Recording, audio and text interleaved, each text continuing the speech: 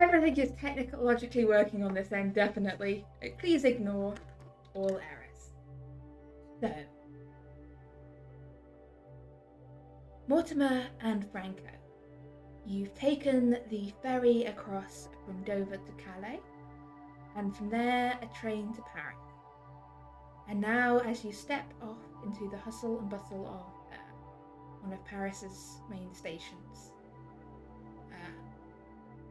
you see it's very busy. There's people here, normal business, but also a lot of people have come and traveled to see, I believe, the 5th World Fair hosted in Paris. This big event, there's pavilions, there's displays, and it's a popular reason to take the trip across. But as you step out from this busy platform, you see a familiar figure standing, waiting for you. And Morgan, you see Franco and Mortimer as they step down off the train.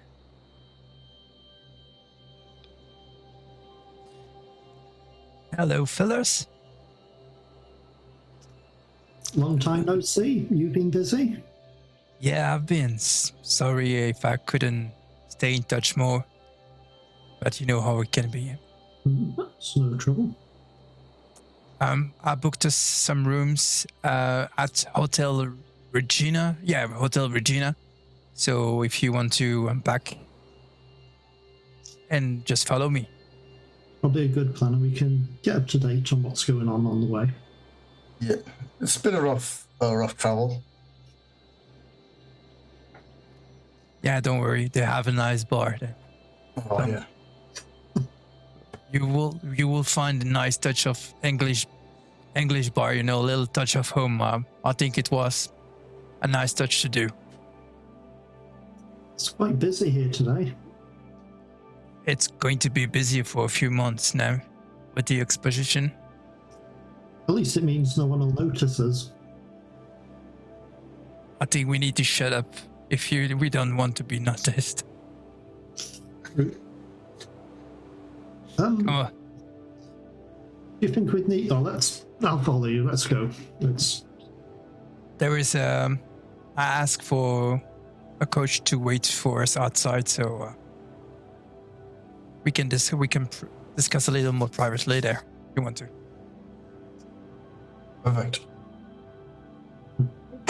So you make your way over to the hotel. I think what route you take? Let's say you take a route as through the windows of your carriage. You can see this bizarre structure that's joined the skyline of Paris. This sort of pylon-like tower used to be rising up amidst the other buildings along the banks of the river. Very modern. You? Wasn't here last time I was here.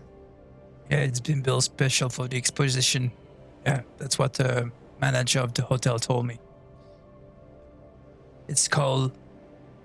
I'm not going to try it. It's the Eiffel Tower. They like to see it in big, I think, in France. I don't know why. We get a good view from up there. Apparently, we can visit there. It's up there, so if you want to try it. Well, whilst we're here, we may as well do a bit of tourist stuff. Can't do no harm. And what did you discover something? Nothing new in regards to this case. We've had a few strange things going on whilst you've been over here. James mentioned something about some weird creatures living in the walls of the London Esoteric Society. Oh? I don't know exactly what happened with that. I think it was dealt with anyway. They managed to deal with it. Something because of our fault? Did we do something that... No, I don't know what caused it. I haven't had a chance to have a proper talk with James about it. He spoke to Miss Carter, I believe, about the incident, whatever it was. but I believe it was dealt with. All right. Yeah, and then the forest visit with some old acquaintance of how was the old man called? Sir John? Sir John, exactly. You know, Miss Carter's uncle. Yeah, there's some sort of strange cult in some area known as Goatswood. The Goat Sword. Yeah. But we managed to get out of there without any injuries or serious incidents. I look at Franco. Really? There's a first for everything. No comment. We all behaved ourselves. No trees. I mean, there were a lot of trees. I just didn't fall from one. That's true. So I discovered two things on my part. I don't know if you're aware, but the dear Harley Patton is real. Here in France, he called himself a really French name, Henri Perrault or something like that. So I don't know if you were aware of that. Yeah, we had his address, I think. Yeah, you have it. Okay, I have it as well. It's, to be sure, it's the same 38 Rue Véron, something like that. I'm not sure. Franco, you saw the address. I don't know it from by heart anymore, but it was on. Probably written down. Yeah, it was written down. All right. So, what should we do about this problem? We know he's here. He's meeting an American at the exposition, and apparently the meeting will be tonight. So I'm planning to maybe to catch on and try to see if we can see the exchange, or if not, catch Henry. I don't know. There's a few different things we could do. He's seen both myself and Franco. He hasn't seen you, so you're not familiar to him. The other thing we could do is, if we found out where he was staying and the timing of the meeting, we could check out his apartment or property, wherever he's staying. I've been in front of it. What I learned is that Henry is living by himself. It's a bookshop or antiquary shop. There is only one servant with him. That's what I saw. Maybe more, I don't know, but I saw only one servant. He doesn't move much when he's in town. What I saw is he doesn't move much. He stays a lot at home when there is not many comings and goings. Thing is, we're fairly convinced he was involved with killing Quentin Matthews, I believe the gentleman was called, and somehow was involved with killing the police inspector as well. More than likely, I suspect he somehow mesmerised or controlled the inspector, perhaps, or then again drove him to insanity. But I suspect the former's most likely, because he also affected Augustus's mind as well. In some factors, it could be a form of hypnotism or mesmerism. So we have to be careful then, and not be on our own with him. But what do we intend to do with him or about him? We can't really bring him to justice as such. We don't really have any evidence, as far as we can tell, that ties him to this. Unless there's something going on in Paris that he's tied into.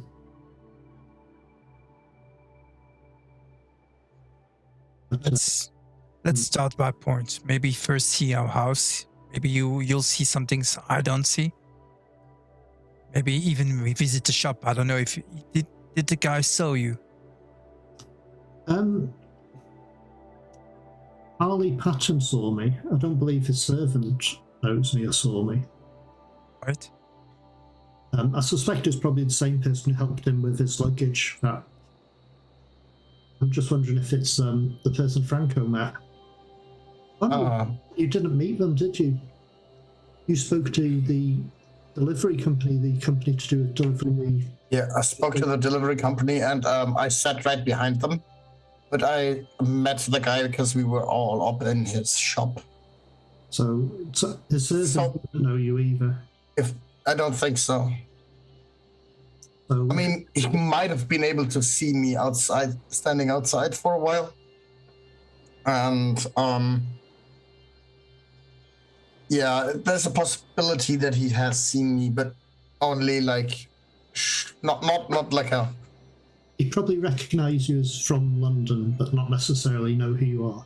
Well, there are a lot of visitors at the moment here, so I don't think recognising someone from London would be a big deal. Exactly. What's going on here? So we could visit the business.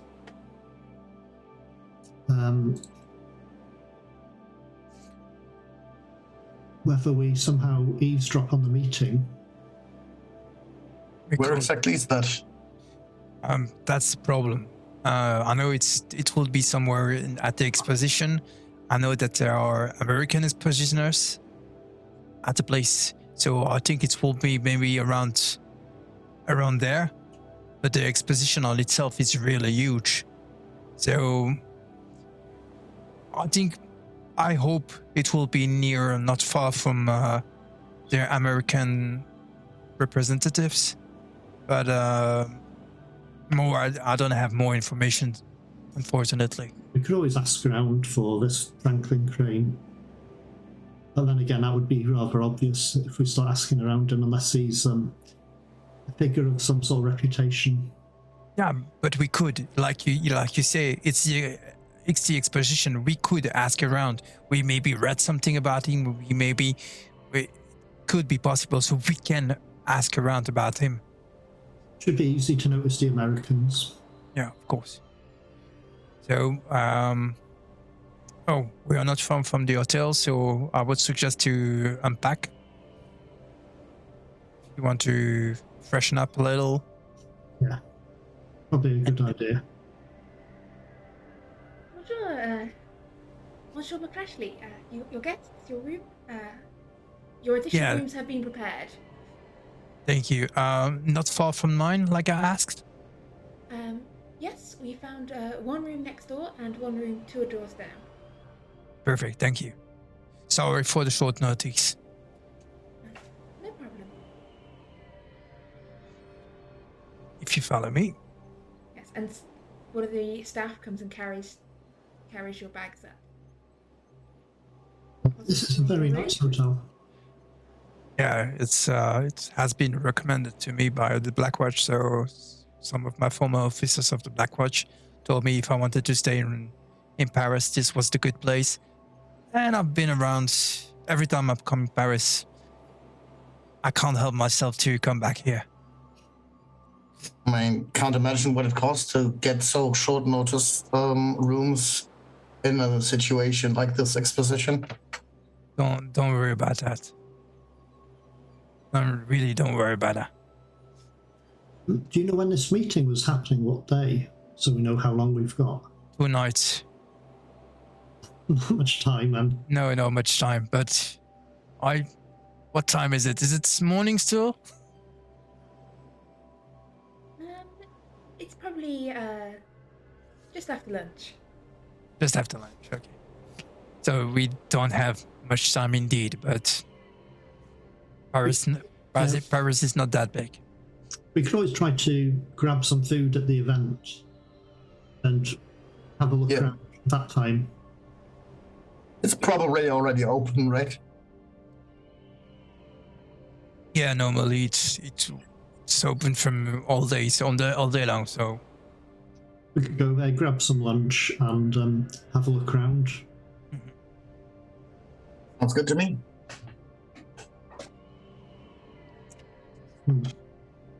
So, yeah, I'll It works. go to one of the rooms that we've been directed to and sort of unpack more or less. And where do we want to meet? Just downstairs again afterwards, or Fine. where should we meet? At the bar. That's always a good place to meet. You'll see why when you see why. Yeah, once I've unpacked and freshened up, I'll head to the bar. Okay, so you head down to the bar. This is a question for you and for everyone else, actually. Are you carrying anything on you other than the normal items that a normal, non-suspicious person would choose to wear or carry with them whilst taking on a nice little tourist trip around Paris? You mean firearms? I mean, yes. I'll have my replacement keys with me. I would have brought firearms with me, but I wouldn't be bringing them around with me. I'll be keeping them in the hotel room because I'm trying to explain to a French police officer why I'm going around with guns at this sort of event is going to be complicated. But I might have brought a book or two. Or at least a translation of a book. Okay. And Morgan? I'll definitely have a gun on me. I've got my international license as well from the army, to be sure. We never know. It never hurts. I will have I will not take my knife this time, but I will have a little flashlight. This already exists, flashlight. I don't think so, no. I have a lighter. No knuckle dusters this time? Oh, I have my brass knuckles with me. I cannot not come without them. If there is some sort of international license regards former military having firearms. I don't know if that is actually a thing. I'm not. Because in which case, I don't think that's a real thing. Is it? I still have my papers from the. I don't know if it's going to work, but I still have them with me. Because I can understand how you'd allow ex-members of your own military to carry weapons, but I'm not sure why it would blanketly apply to people from foreign nations. Because that's a very good point. I think specifically you'd probably not want military of foreign nations wandering around carrying weapons in your country. And I probably haven't had a chance to forge any documents. Unfortunately, yes, no electric torches yet. So I've got a lighter with me. I have my brass knuckles. And yeah, because it's summer, I will not be able to hide my handgun, so I will leave it at home. We can always get our guns later. It'll be fine if we need them. Okay, so leaving your guns behind, you head off to the exposition. See that this ticket office, there's this galvanized steel building, this prefabricated affair. Quite decorated around the edges, but it's definitely, like many things involved in special, very modern. Whether that's to your taste or not depends on your character. But yes, you obtain your tickets and are ushered into the exposition, and you can see there are signs pointing to all sorts of exhibits, sort of technological, art, culture, and looming over it, all of it is the Eiffel Tower, this grand new structure, display of engineering marvel. And there's people mostly speaking French, but you do hear snatches of English, German, and other languages as you make your way into the exposition.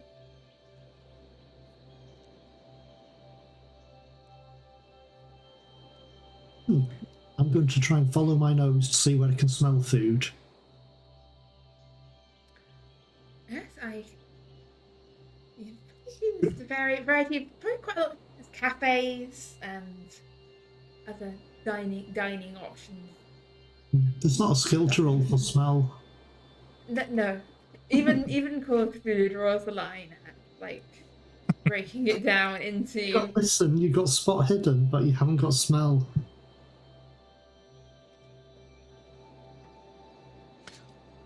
But probably have a look around, see what cafes and things there are, and see if there's somewhere we can grab something to eat.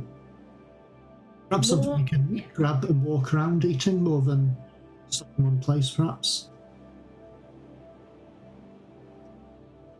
There's probably some options for that. I don't know how the if not, then the French gentleman of the 1880s stands on street food. Street food. I don't know. But then again, we could just sure there's some options. Have a look around, see if there's anywhere we hear any American voices talking, if there's any in any of the food establishments. I mean, this place is huge and there are hundreds of people as you make your way around. You can see there are these four big...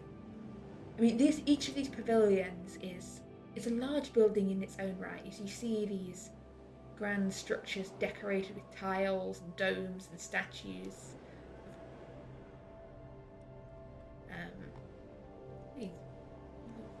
These big halls, fountains and gardens and people. There's so many people chatting, moving around in groups. I'm going to ask for a group look roll to see if you happen to come across the right Americans. Have we not split up at this point and Franco's gone somewhere else? You have not. I fear not. Your look is still Franco's look. No. It doesn't appear to be any sign of anyone wearing a name badge that says Branching Crane. Well, maybe we can just find like a signpost that says, hey, this is like the American section that's down there, and this is like the German section, and this is like the whatever. American flags, Yeah. I mean, let's see, have the Americans brought a pavilion? This is the question. I presume they would have done. There's a large sort of number of pavilions along going to Britain out. The Champ de Mars. They have normally, if I remember right, there were one of the guests who were invited to this. So I found the greatest. There is the Palace of Food Products. So you're making your way along these lines of pavilions, you see this grand palatial structure. Like, no exaggeration. It's built along the banks of the river, and it's an absolute palace. And this is just essentially a food festival sent by the gods with free samples and all sorts of food to try. That sounds where we'd head. Yeah. Just go along the entire bank of the river and just one pit after the other. And probably way too much eaten at the end of the whole thing. Yeah, I think in lieu of accurate historical research, there is an American pavilion as well. So between this grand structure that appears to be the Argentine pavilion that is absolutely beautiful, and pavilions from other sort of grand pavilions from various South American nations. But you do see there's an American pavilion. Probably with plenty of flags flying off it. Is there another person who's selling maps? Yeah. Maps? Yeah, could I buy you one, please, sir? Yep. Yes. You can obtain a map. No problem.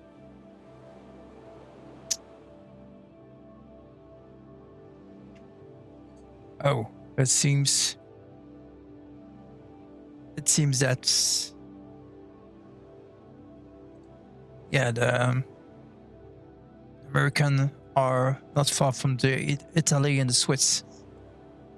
It seems. Well, then let's head over, shall we? Oh, look, just next to not far from the United States pavilion, there is a brasserie. It's like a cafe, but for France. You can find some food there, I think. I mean, sure. But yeah, you sit down, you get a delicious late lunch. And as you're sat down there, I'm going to offer you another luck roll for the group. The game tonight is how long does it take for them to just throw Franco in the river in order to preserve their remaining luck. Did you add your 10 luck that you had? Yeah, those are already on top of that. They're already in there. Yeah, his luck is just so appallingly low at the moment. Mortimer is not doesn't want to draw some luck. Yeah, I mean, it's group luck roll, so it's gonna be mine anyway. Yeah, group luck roll is always the person with the lowest luck rolls. That's why. Yes. Yeah, it works under the weakest link principle. All right. But yeah, Not that the link right after is particularly less weak. As you're getting towards the end of your meal,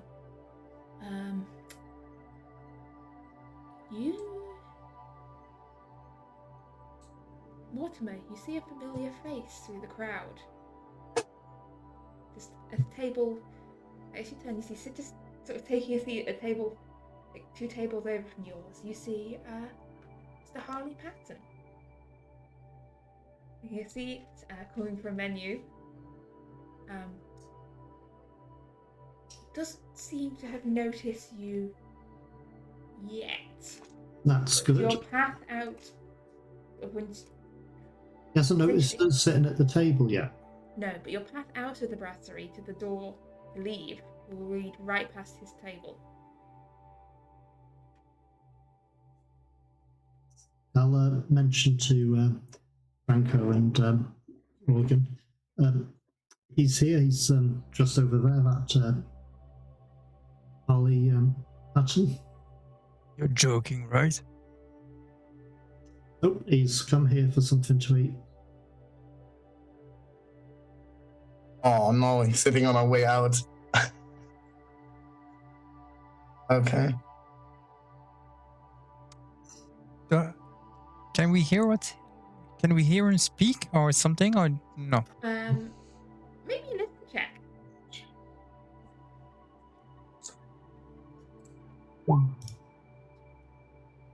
That's That is a success. Yes, you can hear he appears to be... Well, Franco can hear what he's saying. Morgan, you can't hear, and Mortimer, as you lean over here, the glass sort of tips off the edge of the table and it lands on the floor.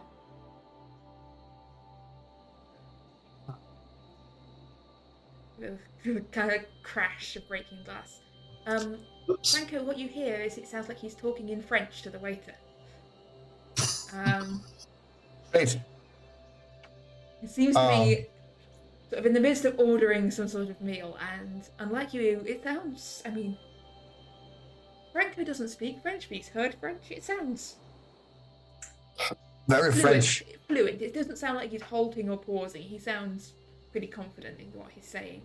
As the glass tips on the table, he turns to look where the sound came from. You got this split second between the glass falling, and as he turns to look towards you. I'll probably try to turn so you cannot see my face. Yeah. Basically, just yes. Just try to make it as casual as possible, just so the team. But hopefully he's not seen. I mean, accidents like this happen I'm all not the going to time. ask for a roll for this. You can. You just, as soon as it happens, just, oops, shit. There you go. Look away. He's got no particular reason to be suspicious of you, so he doesn't. He's not looking for you. True. Yes. Yeah. So he finishes his order. The waiter wonders away. He's sat alone at his table. There's no one there with him. Yet. I'm wondering if this could be where he's meeting him. Potentially. It's a little early now, don't you think? But we can wait if you like to. I don't care. Well, we can wait and see where he goes. Still didn't have my dessert and no coffee, so. That's true. And you know how much I like 2 desserts and sometimes even 3 desserts. Why not? So are you essentially going to try and wait him out? Yeah, basically. Keep ordering Okay. desserts. So if you finish your meal, sort of adds to the right. This is an exercise in stalling. But luckily, like, this is the French press. You can sit at your table for a while. Like, they're not going to immediately throw you out the door as soon as you finish eating. Get some coffee, stall for a bit longer as you watch as Harley Patton also orders coffee. Gets out a book. That's flicking through. The waiter does start to sort of hover around your table a little. We'll probably carry on ordering as we're there and eating desserts. I mean, Dessert trolley keeps coming back. You sampled everything on it. By the point that Miss Patton finally stands up.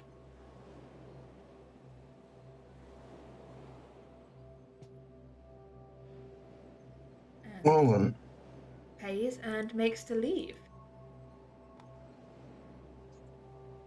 I'll just turn to Dr. Davenport. You have the bill, right? And I'll just get up and I'm sure we'll cover it. make my way behind them. Trying, not to be seen being part of the crowd. Give me a stealth roll, please.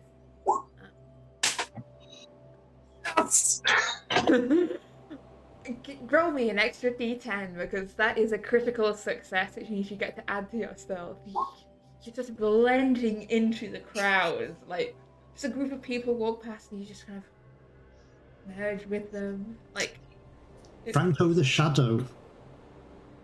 yeah, I mean, that brings your. What's that bring your stealth up to?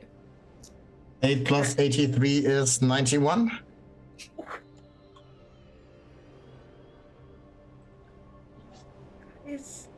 That is impressive stealth.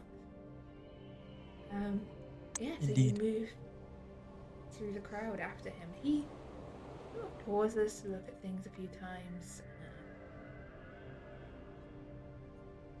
Doesn't seem to be any particular hurry as he sort of meanders his way sort of away from the American pavilion and brasserie over sort of down sort of through the exhibits. He's not in any great hurry as he makes his way towards like the gallery of machines, the big industrial exhibition over at one corner of the park. And you just as he's moving, he's not he blends in quite seamlessly. He's quite a quiet sort of person, kind of person you could easily sort of not notice if you weren't looking for him. As he pauses briefly to speak to one person, and again he is speaking French. But he makes his way into this grand exhibit hall. You see all sorts of mechanical inventions on display, all manner of scientific discoveries, and he begins weaving his way towards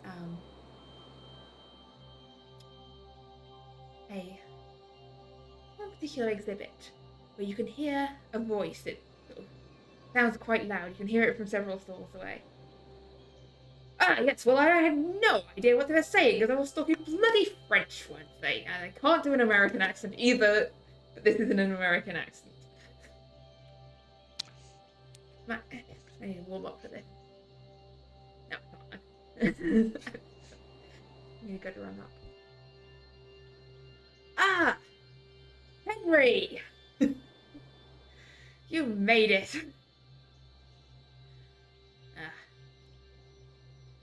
A little early? Are you? No. This is the time we said. I can come back later though if you're busy. No,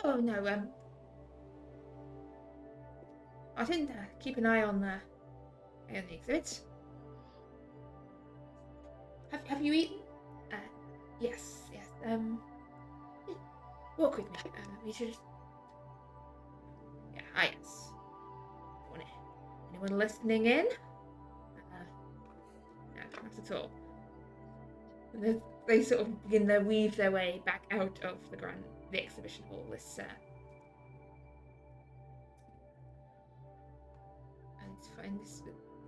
He's an older gentleman, greying hair, round spectacles, quite a small frame, but a voice that's quite loud in comparison to it.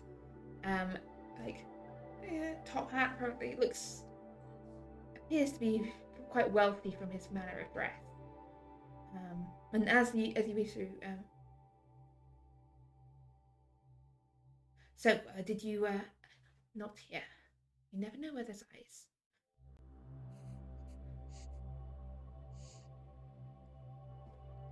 And they move their way over through near to one of the fountains, and you see as Patton glances around to make sure he's not being followed, after clearly determining that nobody has followed him.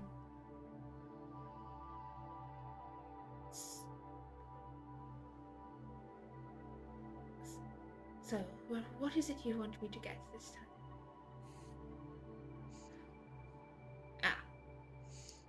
It's part of a statue.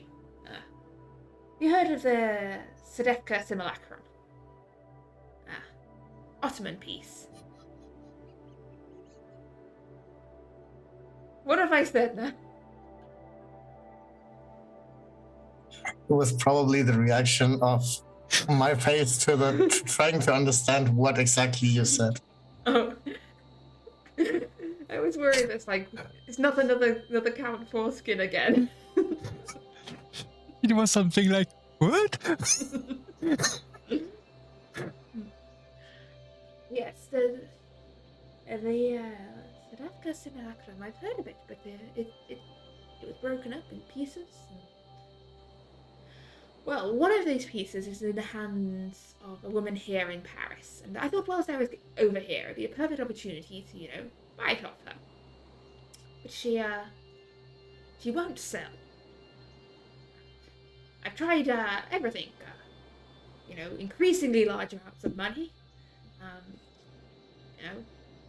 Sent Martin round with some of the guys, trying to impress upon her the importance of me buying it, but she won't sell.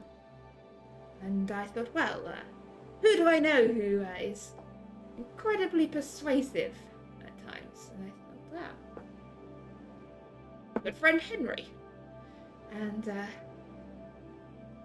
well, I heard you were back in Paris from wherever it is you wander off to. You're incredibly well preserved, if I say so.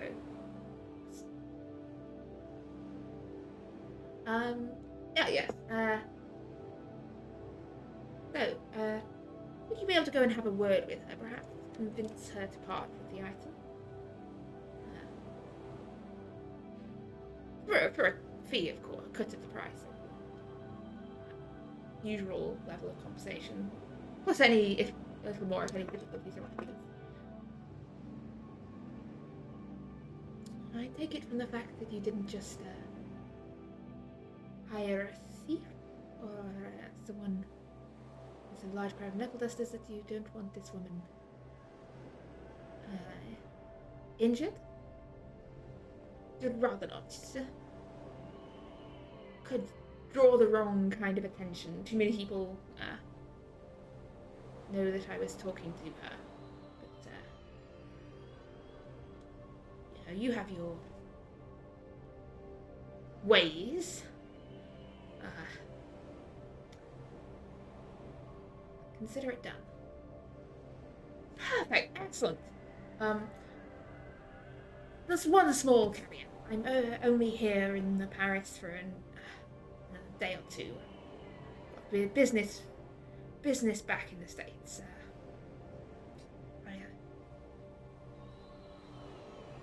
I need this done quickly. Either I prefer to take the simulacrum with me when I leave. I don't want to trust this to just international shipping. You know how things go missing. Thieves, all that sort of thing. I'd rather have the item with me where I can keep an eye on it. I don't want to repeat of the statuette incident. We'll get it sorted tonight. Tonight? I don't see any reason to delay. Excellent. Lady's name is Camille Blanchard. Or something like that.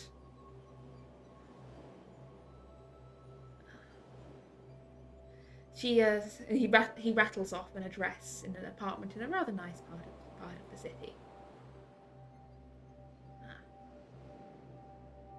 Look, just her and some servants there, so you shouldn't have too much trouble. Oh, and an awfully large number of cats.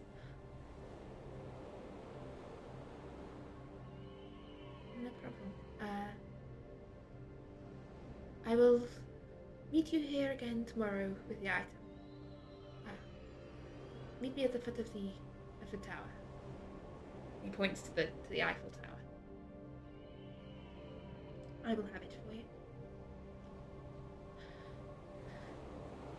Very good. Knew I could rely on you. Excellent. Excellent. And he parts ways. And Harley / Henry watches as he goes, straightens his cuffs for a moment,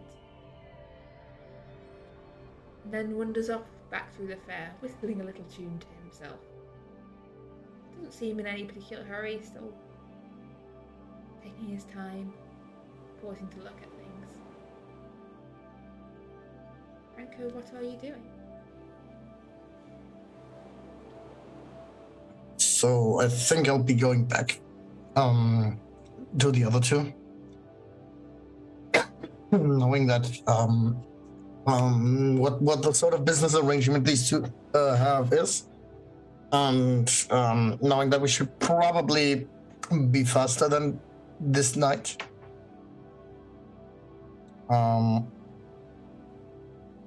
Or, you know, maybe do another plan. I'm not sure what the other two come up with, but I think this is too important to keep trailing him and not tell the other two about. So I'll go and find the other two.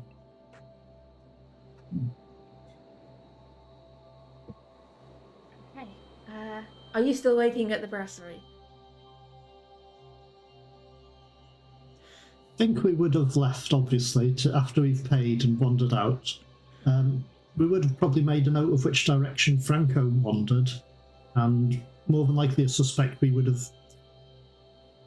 wandered in that sort of direction, but keeping an eye on, we'll be acting the tourist part, or at least Mortimer would, looking at the exhibition items as we're going along, but working very slowly with the idea. Franco heads back to where we were. He'll meet us en route. Yeah, I say you. Well, it depends if Franco's still trying to move stealthily or not. Are you trying to blend in with the crowd still, Franco? I think the first moments of I will, and then once I'm sure I'm far enough away from all suspect, I will just, be less worried about being seen, and just, looking around, trying to find the other two. Hey, in which case, yeah, you kind of catch sight of each other at a similar sort of time. You see Franco kind of wandering around looking for you, and Franco, you see the others wandering around looking for you, and your paths cross. You'll probably spot Franco quite easy because he's a little bit taller than most people. Yeah, unless I'm making myself small. Somehow you hide under tables and everything. No one spots you. You think he'd be easy to see, but He just folds up. the amazing folding Franco, seeing here for the first time at the Paris exhibition. Yep, that's exactly how this works. You almost died there. So, did you manage to follow him? Yeah, I did. No problem whatsoever. He met a very loud American. That very loud American wanted him to do a job for him this evening. With basically convincing a Miss Camille Blanchette to part of a idol statue thing. He said a name, but I got no clue about that stuff. And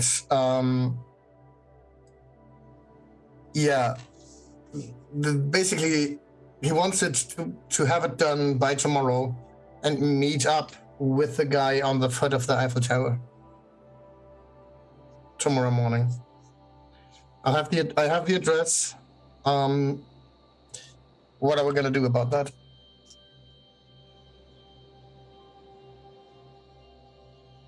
We could just go to the person he's planned to get the item from and tell her what's happened. Problem is that we don't know whether that person knows things. Oh, we don't have to be completely honest with them. We can tell them that who's after it, Franklin Crane, and that he's employed someone who's a hypnotist and mesmerist, and why it would be. We could just discuss with her on the best options, whether we replace the item with a fake. It's a bit of a statue. We could probably buy a cheap statue meant to be sold to tourists, shatter it to bits, and have a bit of that. There's a fake statue. He won't know any difference. But will he not? I mean, the guy is an archaeologist, right? He is, yes. Don't you guys, normally notice stuff like that? True, normally, but this isn't exactly normal. Yeah. So we could approach her, explain to her that this person what he is, and we can just either deal with him when he arrives, which will be quite an interesting encounter, or we can intercept him at the meeting point.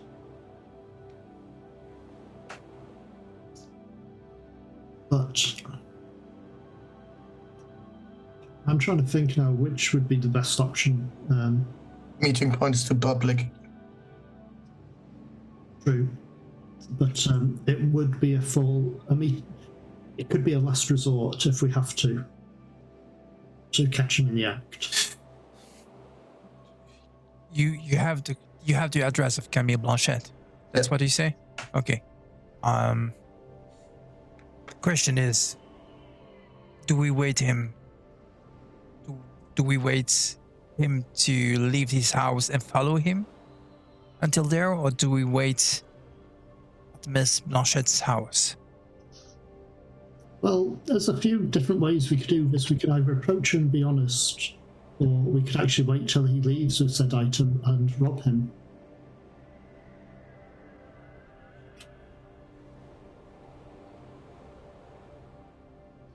Potential's there, yeah. You, And then we can, remove a potentially dangerous item from circulation. let me get it straight. But if we catch him off guard, it shouldn't be too much of a problem. And you just want to take the statue of him. You don't want to question him. You don't want to just. Are we going to leave it like that?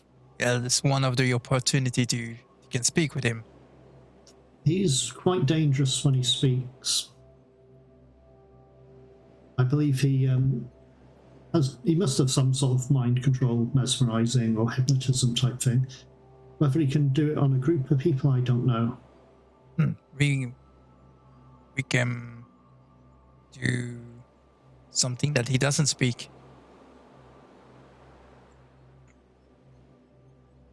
And that he just nods. We just have a scheme of questions and he just nod. All right. Perhaps. Just an idea. We can do this afterwards. We can just take care of the statue today, and tomorrow is another day. But I'm wondering.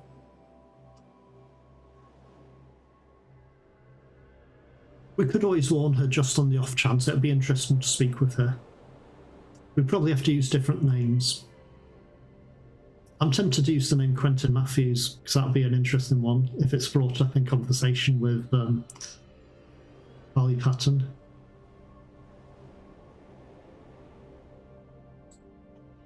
You can be the inspector. There is also, yes. We could use. And who's the thought that there were more victims, right? That's going to be a victim for me. Oh, there was that young lady's father. Yeah. I cannot remember that young lady you dreamt of swimming with. Did you hear about that, Morgan? Nope. Oh, you've got a lot to catch up on. Franco's had some interesting dreams. Oh, they were fine. It's just like relaxing, drifting in the ocean. And this I know of. It's with the famous statue that you tried to hide from me. Yeah, exactly. Oh yeah, this I remember. Yeah, I forgot the lady in the lake, in the Thames. Well, there was no lady in the Thames, I think. I'm not sure if we were in the Thames or not. It's fine. Of no relevance right now. Rosie Moore, I think her name was. Yeah, and the father was Mr. Moore. Roger Moore? Could always use that name. It's common enough. Patrick. Sorry, we're just going to carry on Cthulhu here.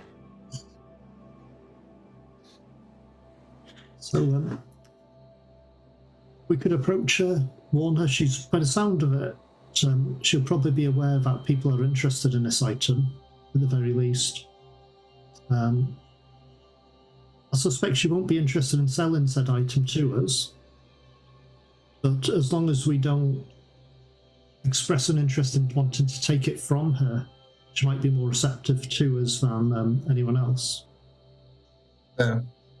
We can try and see. So, shall we head that way, or should we try something else? I feel we should talk to her first, and then we can always I agree. intercept him at some point, keep an eye on the property. Of course. Let's do this. Okay, so you're going over to the woman's apartment to speak with her. And I think we're close enough to halfway, so I'm going to say we'll be back in after a quick 10-minute break. And hopefully this time I have the right file connected to the... Hang on, let me just double check. Yes, this does appear to be a mid-roll. Otherwise, it'll be an awful shock if this 10 minutes turns out into be 2 minutes. But roll the dice and see what happens. Back in hopefully 10 minutes.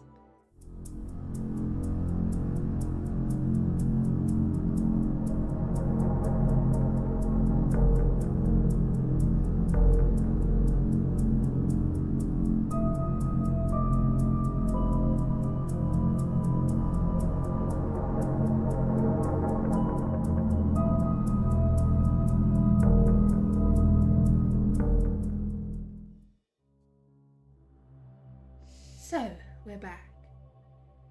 As a slight retcon, the address you were given is not perhaps... Well, it's an interesting district of Paris. It's not one of the wealthiest districts, but a district popular with artists and other slightly more, I guess you would call them, bohemian in the artistic sense types. And over in Montmartre, it is an apartment at 10 Rue de Cordeaux. Corto. Sorry. Could I get a pronunciation, please? It's Corto. Corto. Thank you.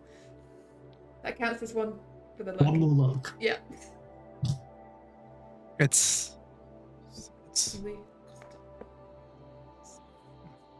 And yeah, you see this house. There's ivy growing at the walls. It's got these balconies. You can see it appears to be been split into a couple of apartments. And there's a little brass plaque that indicates that the upstairs apartments belongs to Mademoiselle Camille Blanchet.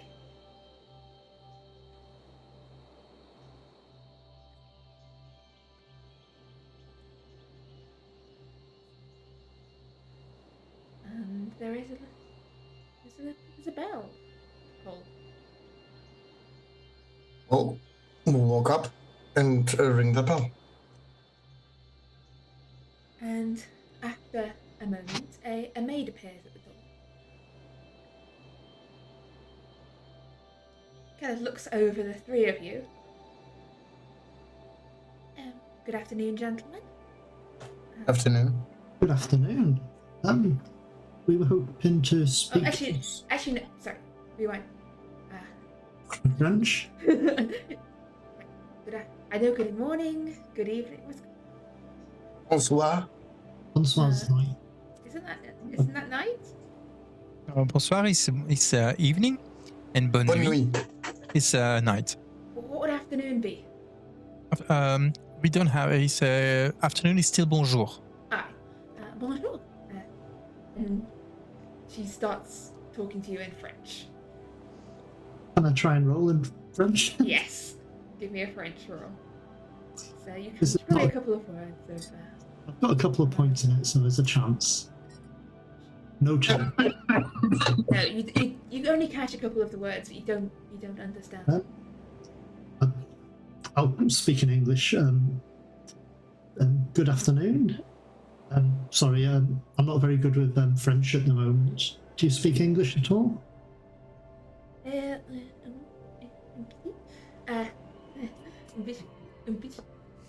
that's German.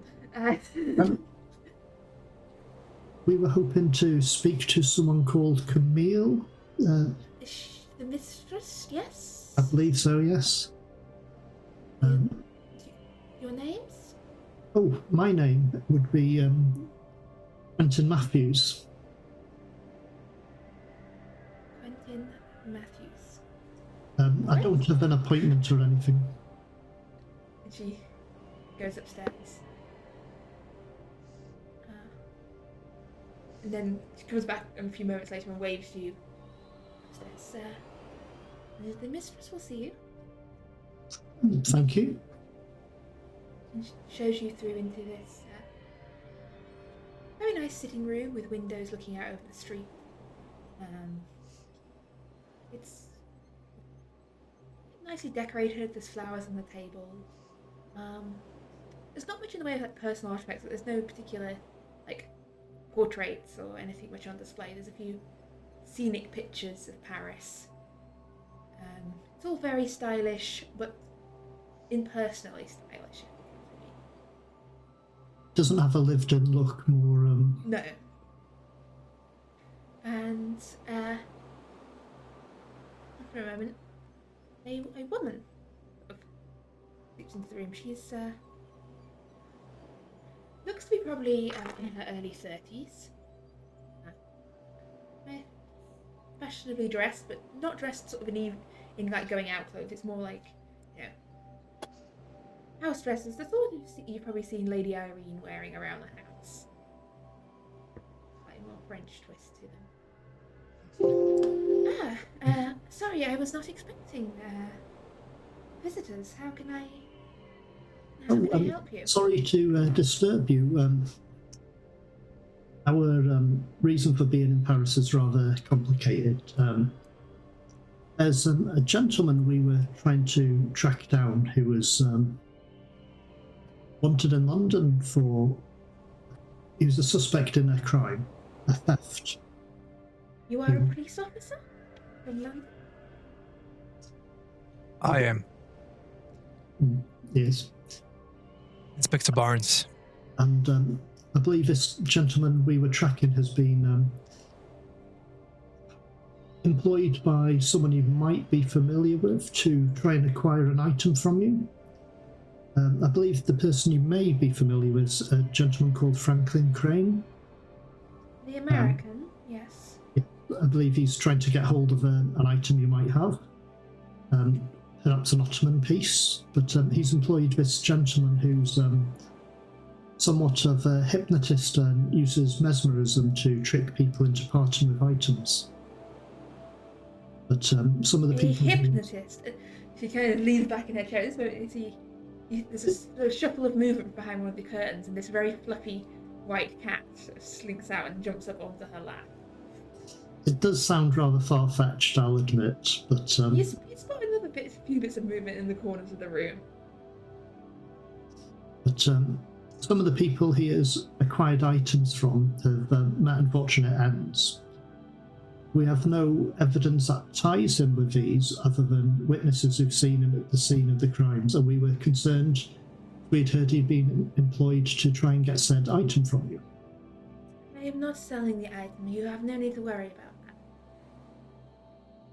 that. We are not afraid you sell the item, miss. We are selling he will steal it from you. Try to, in some manner. Well, in which case I shall lock my door and consider myself forewarned.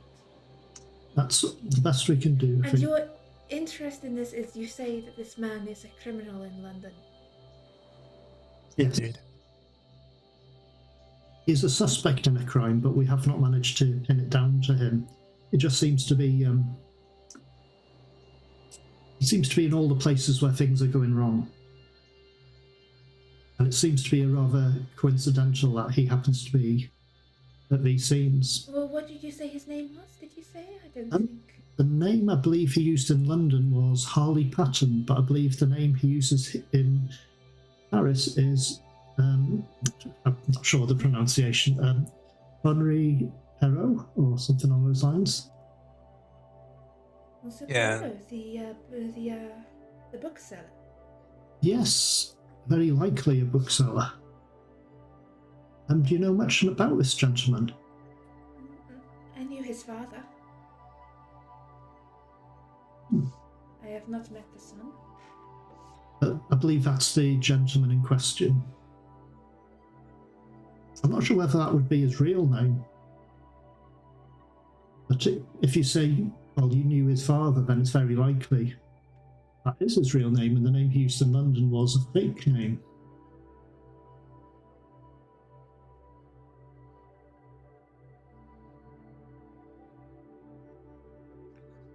I do not know.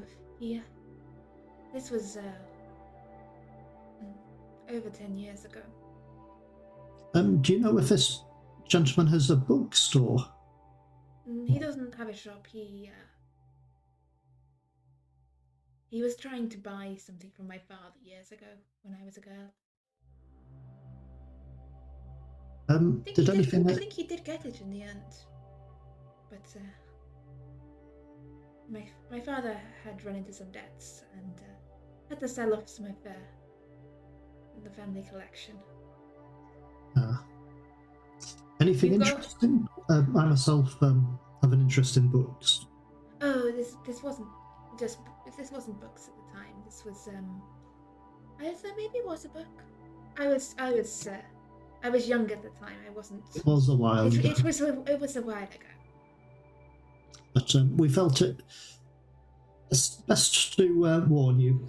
We have no interest in the item ourselves, but we thought it best to warn you about this gentleman. Yes, and So at you least you could be prepared. Quentin, you said, Quentin Matthews.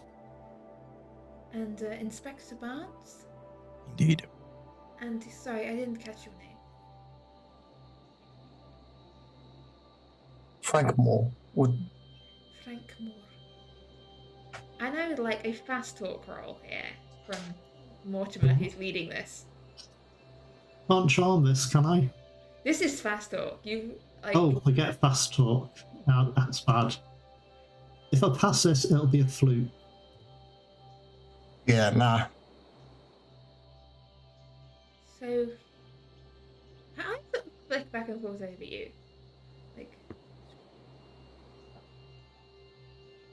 kind of lingering on Morgan for a moment. Essentially, you can push this roll by relying on a different skill, or by letting someone else take the lead, if you want, or you can let this stand. So simply you can try to rely now more on your charm. Does it look to me as if she doesn't believe me?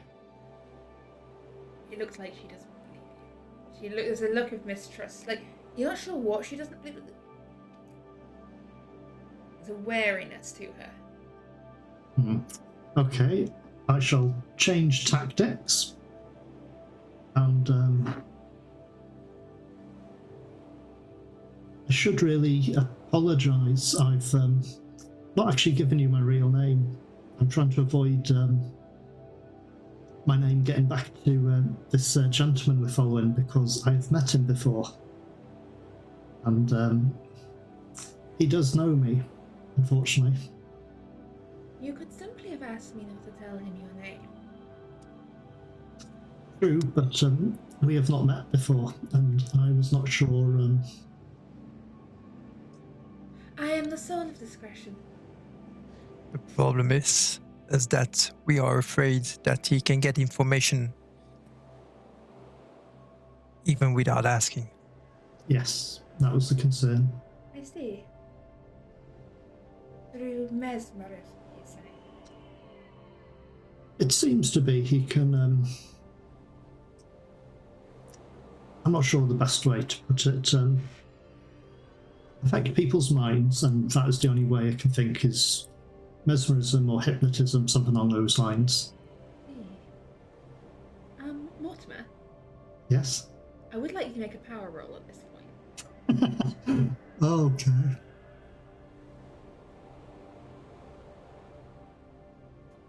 So as you go, I see.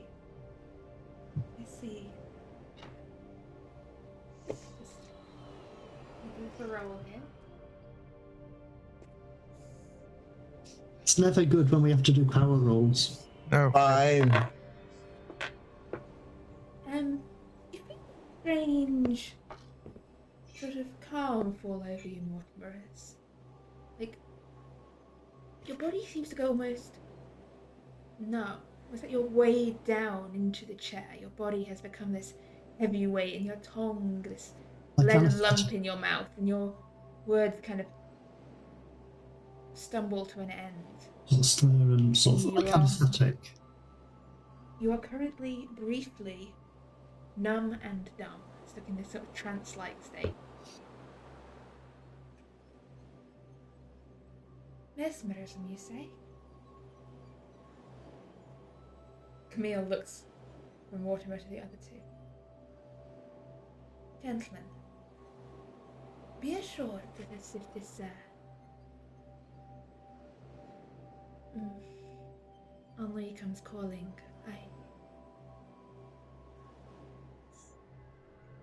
I am not going to fall for such simple tricks. She waves her hand sort of in front of Mortimer's eyes and snaps her fingers, and you feel. Am I aware of everything that was transpiring at that time? Yes. Are we too? Yeah, you're fine. She's. No, did we notice what was happening to Mortimer? You notice he kind of fell Slurring and still slurring. for a moment. Yeah, he slowed his words from. Then just stopped, like frozen completely. Well, that makes things much easier for us, because now we can actually be much more honest with you than we have been. The murders in question may have been tied with some sort of cult matter. I believe one of the victims had their heart ripped out their chest. Well, actually, the name I used, Quentin Matthews, was the name of the victim.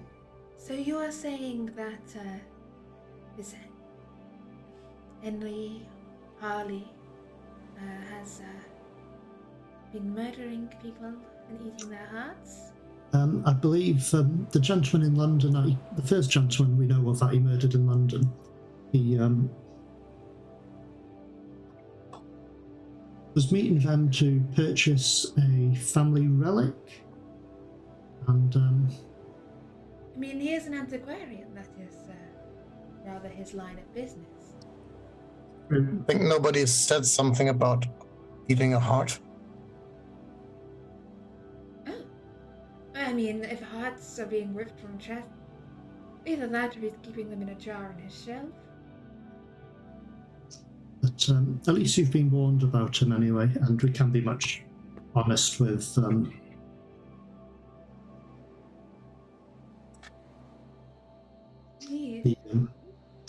concern. It wasn't mesmerism, it is much as similar to what you did. Oh, that's just a little parlor trick I picked up, a little hypnosis. Of sorts. Yes. You know, these things are all the rage at the moment. Are they not caught on in London yet, as well as Paris?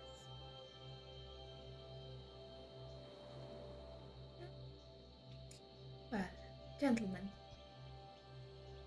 thank you for your visit and your warning. Tell me, Mr. Barnes, was it? Yeah. The police, they are you truly from the police in London? No. I use the name of the first victim. I see. But I'm a former military. I've been working on this cultist for a while now. Since I've got this, and I show her my scar. Nasty. What did that? Some kind of creature, dog-like. Dog-like? Yeah, dog-like. Ah. But you can be bigger. Yeah, slightly. Nice tear. Do look up. Yes, well. Nasty business, as it said.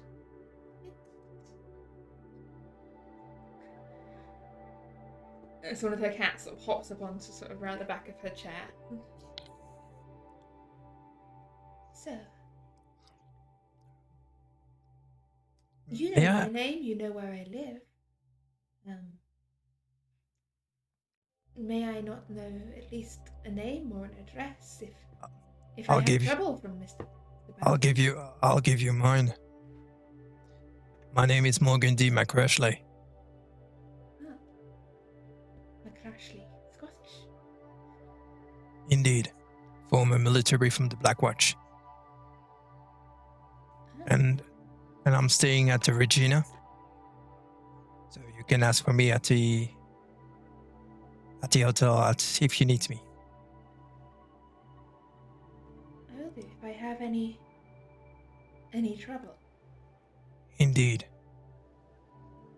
Well, I don't wish to throw you gentlemen out, but I am expecting a caller later, and I don't think you would be pleased to find you three sat in my living room.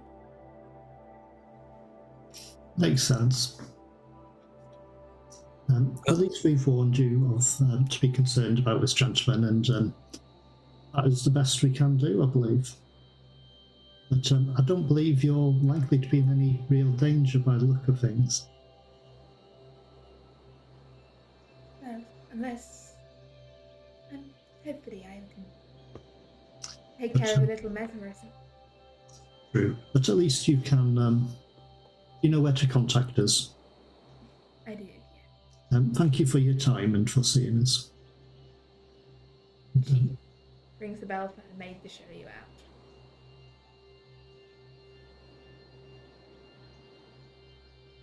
Well, that was quite a spook. I'm assuming we're doing this once we're outside. Yeah. I'm not saying that while she's inside. Yes. Well, that was interesting. I think I'm going to see if I can get a fourth room for tonight.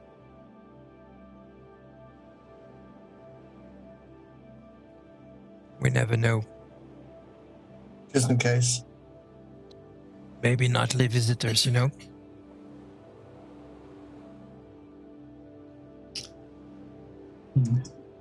We'll see that later. That we will. What are the chances that they know each other? Oh, hi. The 8 in the heart, I missed that bit. Yeah, the each in the heart thing was something that we found out, but something that you didn't mention, and she knew immediately. That's definitely something. Either she must be familiar with him. Yeah. She's part of it. She knew Maybe. his father. If they were working together, he wouldn't have taken the contract. So I doubt that that's the thing. Never heard Well, about double team. Maybe. I mean, he at least does not feel any allegiance to her. And now that she knows about it, I don't think we can consider them part of one. They might have, have the same roots, but that's about it. They may know one another, or at least she may know of the cult type. Yeah. He's tied into. Which I did not wish to push too hard on, because I felt once she was warned, it's best we got out of there. She does strike me as much more dangerous than this gentleman we're after.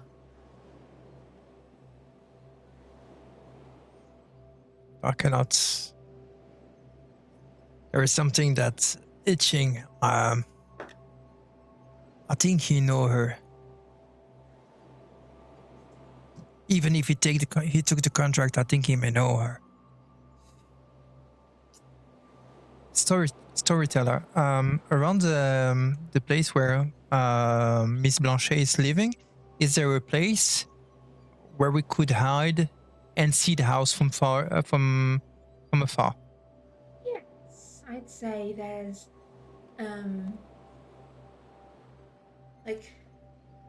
if you're just are you trying to watch people coming and going from the door, or trying to see That's then definitely yes, there are various late night cafes, sort of open places where you could sit to get a table and watch people come and go. This is a district that stays open late into the evening. all right.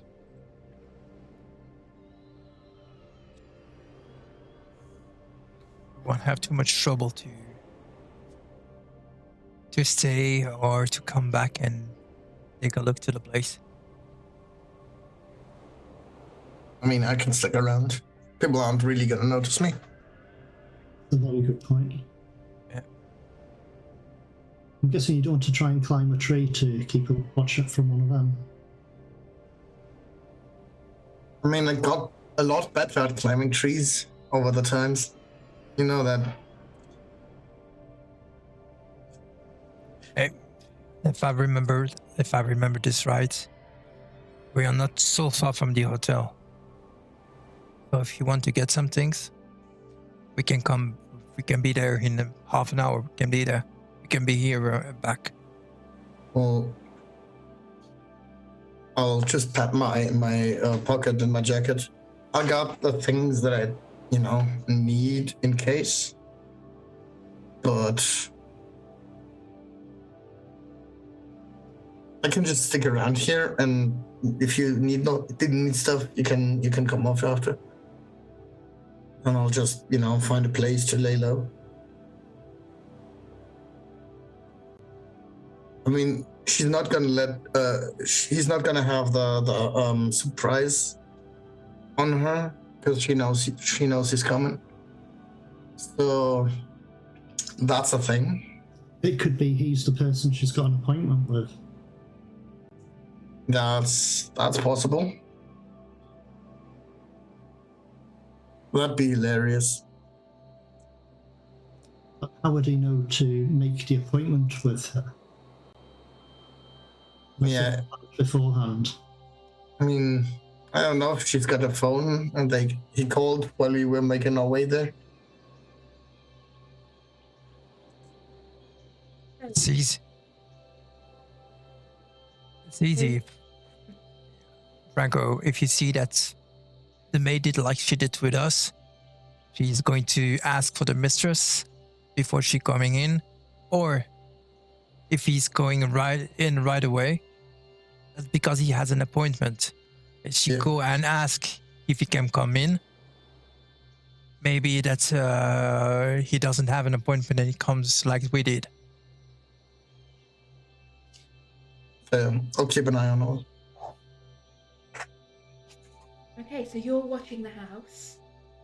Yep. I'm gonna ask for a stealth roll for the sake of it, no, because if you fail this, I'll be very impressed with the dice. Yeah. Yeah, you are That's true. blending in with the late afternoon, early evening crowds. Not so much crowds, but there's people. There's people in cafes, people strolling the streets. What are Mortimer and Morgan doing at this time? Do they have other business, or are they just waiting till they hear more from Franco?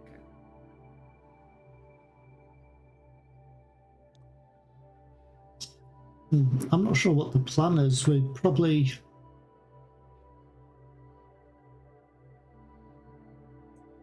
Do we need something from the hotel?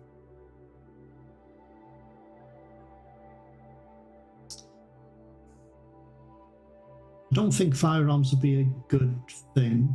Not this time, no. Because if we shoot, they tend to make a bit of noise and they'll get a lot of attention. I'm not sure if there's anything we really need from the hotel, but we don't have the skill of dear Franco here, so maybe find a more suitable place to blend in. We could perhaps find somewhere further in the cafe, or wherever it is he's hiding. I suspect we could watch Franco rather than that's out of sight, but we keep an eye on Franco. That's the plan, yeah. Sort of like a chain as such. So we won't be seeing ourselves from the street. We'll be further in the establishment, but close enough for Franco to get our attention should he need to. Because I'd hate to have Franco end up going on his own, tracking this person, and we've got no way to contact him or him to contact us.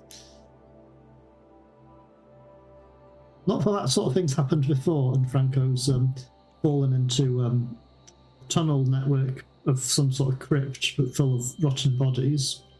But I haven't seen any crypts around, so we'll be safe for this one. I've heard there is some sort of catacombs beneath the city somewhere. So hopefully we don't find Franco leaving his hat outside or something along those lines, and we have to follow him in. But it's early. But yes, I think that'll be the plan. We perhaps further in the same establishment that Franco is, but far enough away that his bad luck doesn't affect us.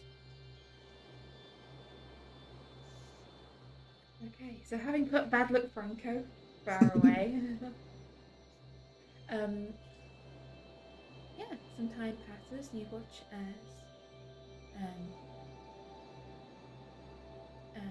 a gentleman in a black coat steps up to the door. Is shown inside by the maid. Not Mr. Patton, a gentleman you don't recognise. They exchange words in French.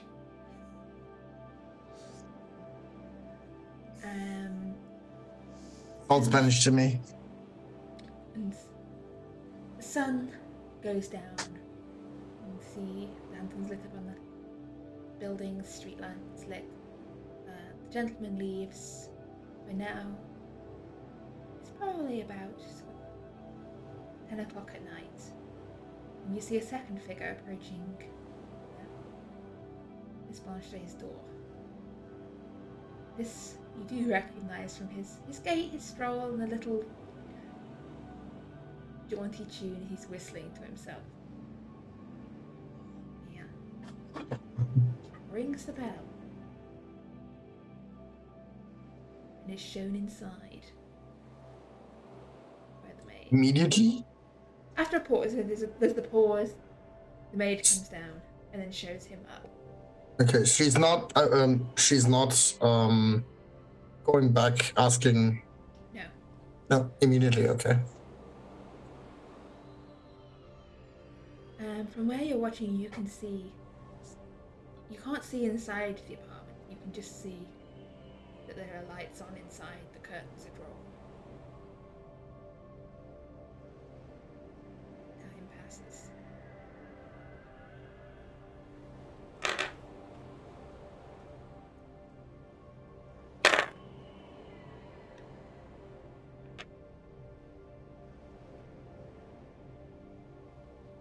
The door at the bottom of the apartment stairs opens,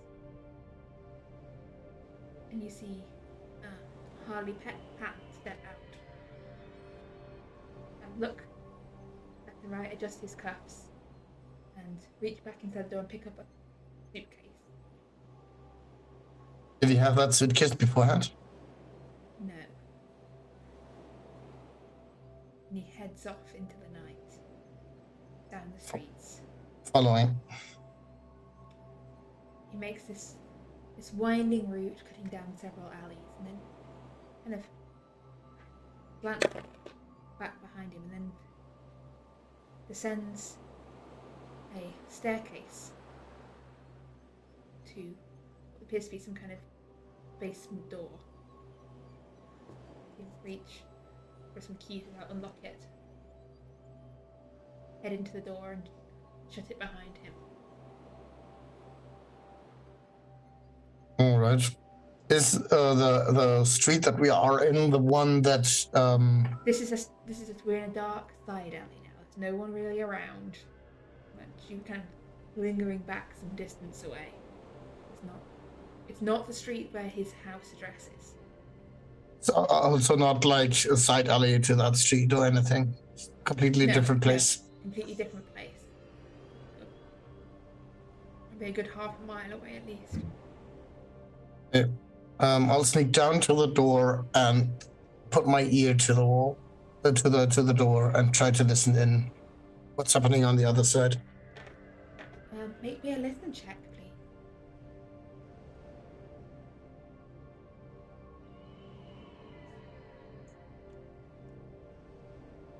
You can hear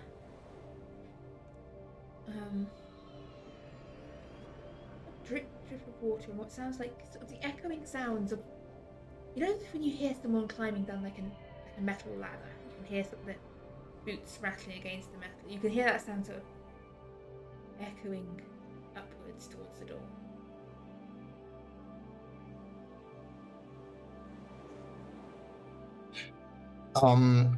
When I followed him, did I notice the other two following me, or did I lose them? were you intending to do here?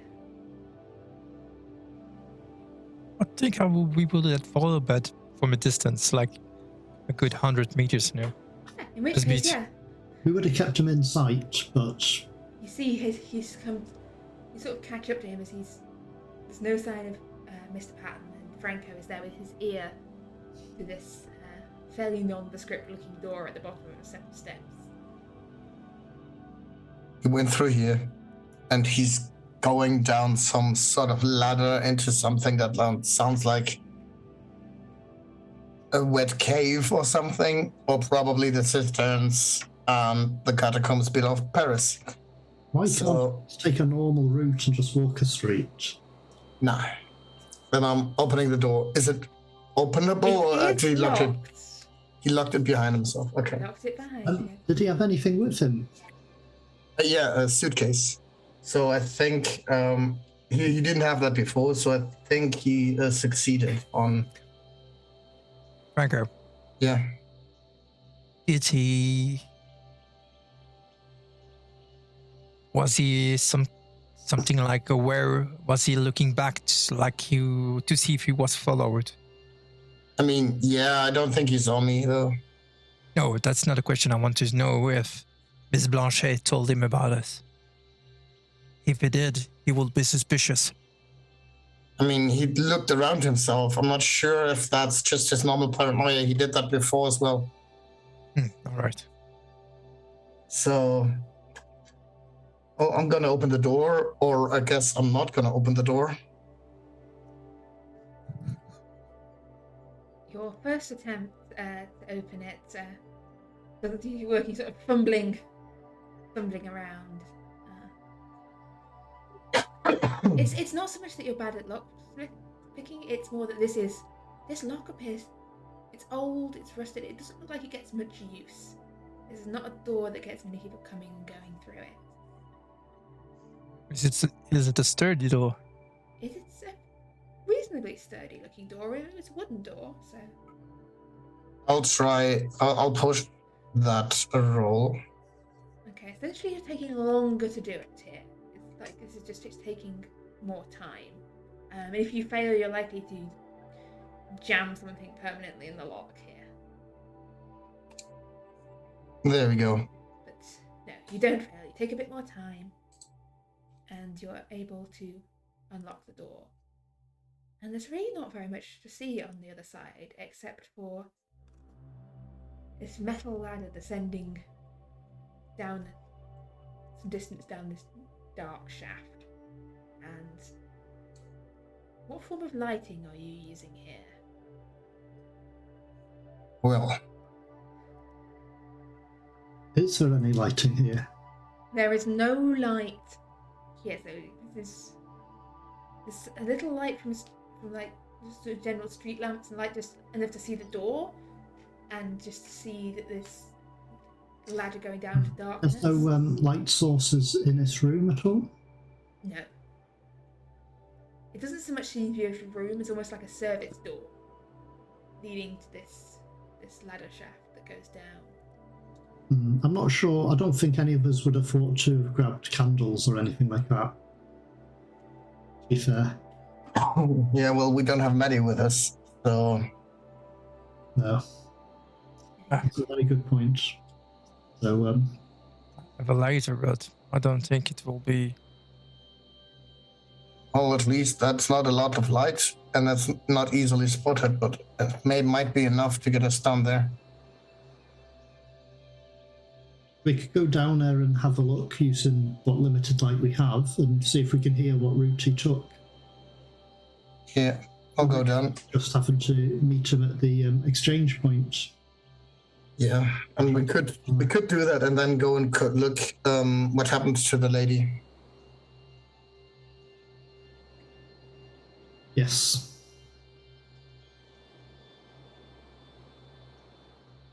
What are you doing? Oh, well, I'll at least try to get down with the lighter and take a look around down the stairs. I am going to ask, give me... I'm going to say a dex roll rather than a look roll here, because a look roll just seems... Climb? Climb! Thank you! Climb! You're welcome. Sometimes I forget the super specific Cthulhu skills. I mean, I have plenty of luck. You have to use climb for ladders, though. Not usually. This is a wet, slippery, old metal ladder. As you're going your way down, you feel your hand. You feel your hand sort of slip, and you're using luck. I'm using luck. That's what luck's for, right? You don't fall. You spend 12 points of luck. It's just 8, isn't it? Oh, 8. Yeah. No, wait, hang on. You need to get. Yeah, no, 8. I can't do maths this evening. It's fine. Do we all have to do climb rolls if we're If going? you're following him down, yes, it's dark, it's unsafe, and If Franco seems to make it, then yes, I think I will. I mean, what's the worst that could happen? Harley. you don't know. I failed. The worst that happens is, you make your way up and your hand sort of flips and you kind of swing a little out of control for a moment and you feel the hard impact of the metal rung against your knee. You take 1 point of damage. Okay. As this bruise. There's going to be a bruise on your knee in the morning. Yeah, I'm going to be hopping around a bit. Yeah. Nothing serious.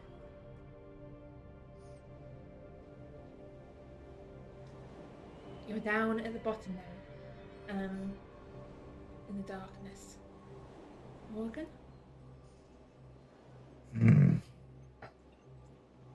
I have to follow this too then. Damn it. I hate ladders.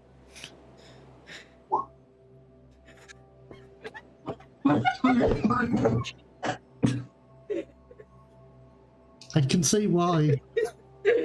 We can see why he hates ladders, as you've also slip and fall, but unfortunately yours is not a slight sort of banging of the knee. You completely lose your grip and fall like the last several sort of meters down this shaft. That takes. Chances are Mortimer will be still at the bottom. If I've just gone down. Yeah, as you hit. Make me a look roll, Mortimer, please.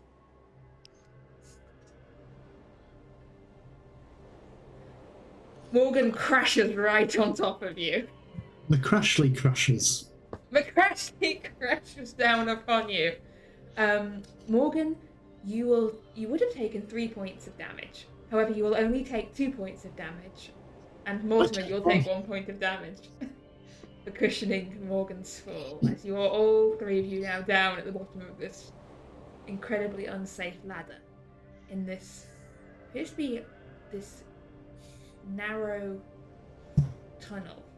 It's not quite tall enough to stand at full height, and it extends in both directions off into the darkness. Can we hear any sounds coming from any of the tunnel? Is it just one tunnel, or is it a few different directions? One tunnel going in 2 directions. Can we hear anything from one of them? Make me a listen check, please, if you can pinpoint. Yes. From one direction, Morgan, you hear a jaunty tune being whistled, echoing down through the tunnel. Little whistling tune.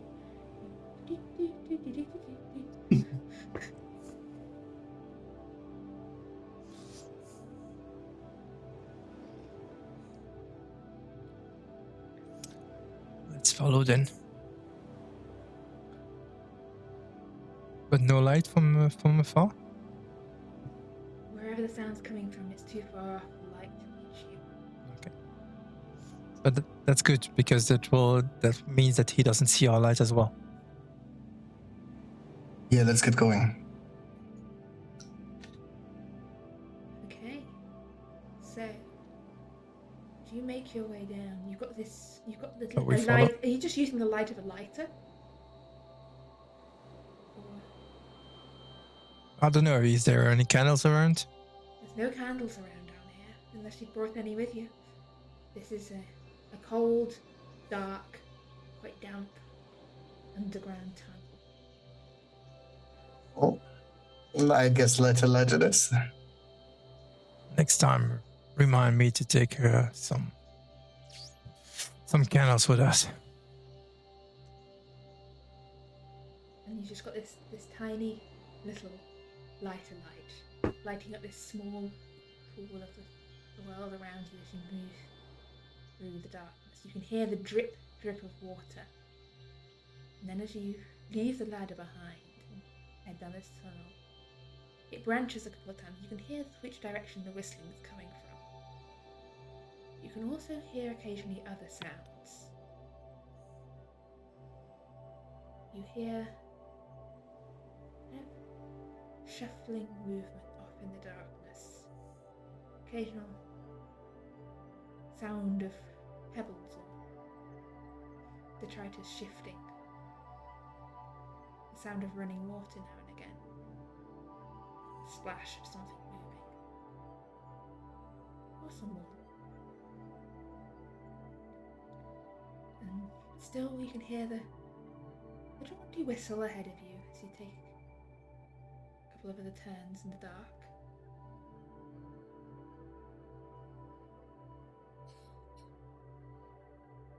And the tunnel twists and turns and splits off. You can see several tunnels branching here and there. Are you still following the whistling?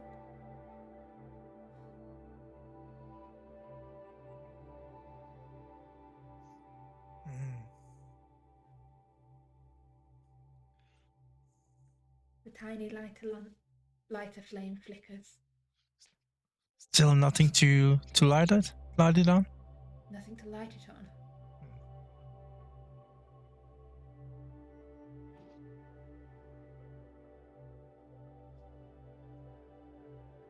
The whistling getting fainter. Are you still following it? I think we are. Yeah, sure. I'm beginning to think it might have been a good idea to meet him at the meeting point rather than follow him here. At least it's been relatively straight. Who's walking at the... Well, there's been a few turns off. This has not been one straight tunnel. It's been you can really hear what sound the whistling is coming from. I think I'll walk at the front. So Franco's at the front. Who's at the back? But this is the order we went down the ladder, I think, is... Okay.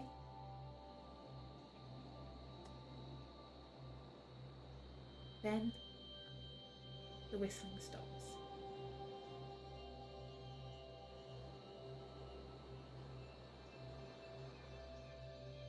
You can hear an occasional footstep or movement off in the darkness, but the whistling tune has fallen silent.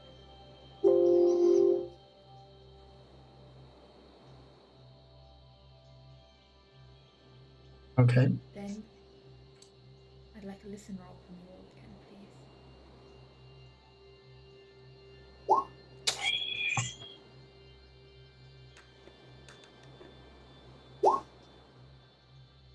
Should I do listen roll as well, or...?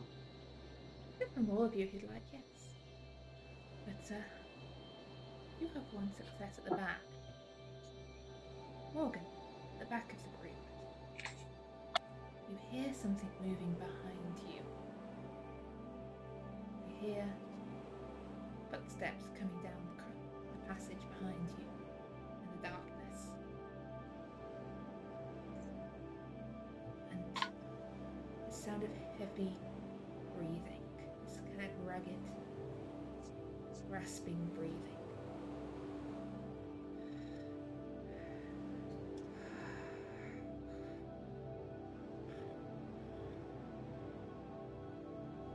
Is there a place to hide? Can we see something where we can hide? You could go into head off down one of the side tunnels. I mean, there's a tunnel ahead of you, a little ahead of you, there's a tunnel branching off to the left. Other than that, these tunnels are fairly narrow, only not really tall enough for Franco to stand at full height, and completely dark apart from the light of your lighter. So there are how many tunnels? 3? 3. The sound's coming from behind you, the way you came.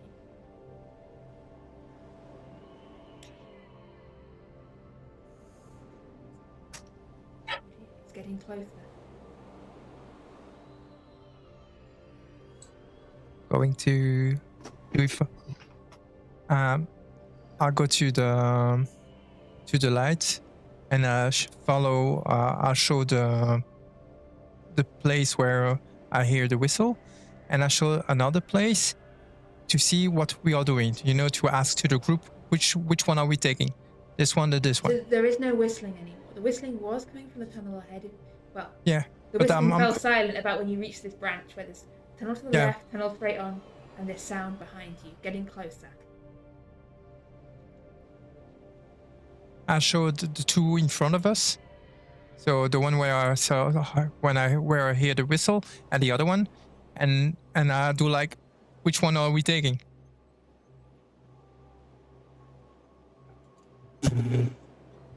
It came from straight. Mortimer Right? and Franco, you've not heard the sound of something behind you yet. Yeah, we've not heard anything yet. And I do like I heard something. No, I heard something. Quick! We have to move. Okay. I'm just gonna move wherever we go. You're in the front. Okay, go. We follow the whistle. Then. There is no whistling. No, but with the tunnel where the whistling was. The last direction we heard it from. So. Yeah. As I said, you don't know whether it's coming from the left or head on. It Or it could be silent. the front. It fell silent. It wasn't coming from behind you, but it fell silent. Oh, well, As it's true, we didn't. as you were getting up to this junction, so you don't know which of those directions it came from. Should we just turn around then? Okay. And it's at this point you're hesitating at this junction, sort of dithering, looking back and forth. When something you can just see it, the edge of the tiny light. It's this hunched humanoid form, but everything about it's subtly twisted and wrong. Arms too long, legs bent back, knees at strange angles. The fingernails long and clawed. Face, you see the 2 sort of eyes sort of reflecting the light of the torch back at you, big eyes glittering in the darkness. I need a sanity roll, please. Does it look familiar? Yes. Not quite exactly familiar. There's something about the way it's moving that I think all 3 of you were there in the graveyard that night, were you not? Yeah. It somewhat reminds you. It's more humanoid and less bestial, but this definitely reminds you of the creature that was once Arabella Vane, creature that you came across in Highgate. Oh, for fuck's sake! Please tell me you got your gun when you went back and came to me to watch me. Nope. Okay. That's gonna be fun. And yeah, just See what sanity damage we take. well, you've seen it. Seeing it before is better or worse? I mean, this doesn't look quite the same. This looks kind of hunched and twisted. And I need you all to roll me 1d8, please. No luck for sanity rolls, and that was. You all failed your sanity roll, and you can't Yeah. find luck on a sanity roll. Yeah, that's what I was thinking. Ding, ding, Franco, ding. roll me 1d10, please. Mortimer, are you still above your safety line? I forgot to update it actually. Yeah, it would be updated to 26, so I think you're still... So change that. So, yeah. Morgan, let me just watch what was your... I think it was 30 the last time. So you were at 30? Yeah. So, and this is decreasing it by... What's that? 6? Yeah, 6. So I think you're still just above your daily limit, but I need an intelligence roll from you, please. See if you are fully... You can shut down the thinking part of your brain for now and focus on sort of the present. This is no time for panic. This is no time for fear or madness. There's a job to be done. So you're not currently suffering the bout of madness. However, Franco is. And this fear comes rushing into you, Franco. Yeah. Do you have any phobias already on your sheet? Phobias, I don't. I only have my Nakal mania. Okay. I'd like to add claustrophobia. Fair. Yeah. You feel suddenly the weight of the earth and stone above you seems to weigh down on you. The dark tunnel squeezing in around you, and this panicked fear rises up within you. How aware am I still where the exit is? The exit is on the other side, or the exit you came in on is on the other side of this creature. Yeah, I know, but am I still clear enough in my brain to know the exit is there? I mean, you know that. Yeah, you know that's where it was. Whether you can find your way back to it in the dark. I'm just gonna run. I'm just gonna run there. I'm just gonna run past the creature. Yeah. Okay. I need to get out of here. I can't. Okay, give me a dodge roll as you sort of go to run past. Whatever this is. Let's... I'll survive everything. It only got a plain success, so that doesn't beat your success. And you manage to, get on the other side of this creature, running off into the complete darkness. Okay, Morgan or Mortimer, do either of you have any idea what you want to do? You do, in this instant. Like this moment of, for a second, you sort of freeze up with fear, and then you see Franco dash off, and that sort of jolts you out of it. This thing sort of looks more humanoid than the last thing. Less bestial, more twisted humanoid, yeah. I'm going to do something that's probably stupid and pointless. I'm going to try and just speak French to it. Okay, what are you trying to say? Bonjour. Please make me a French roll. I mean, you can say bonjour, but are you trying to sort of get across? I'm trying to see if it can be communicated with, basically, or if it's like like as feral as the thing we met, whether it's effectively mindless killing. Okay, you're trying to sort of get. I think it's probably give me a psychology roll here, because it's not so much about you trying to speak French. You're more trying to get a sense of does it understand you? Is that right? My French is only slightly better than my psychology. I mean, if you're trying to say something more complicated than bonjour, you can make it a French roll, but...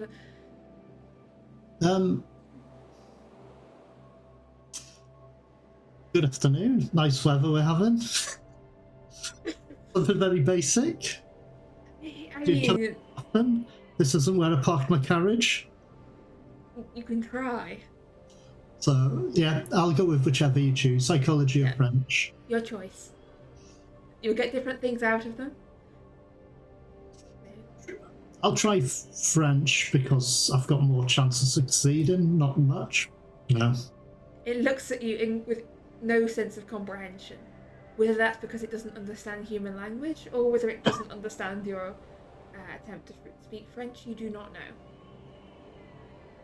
But that's what I was doing.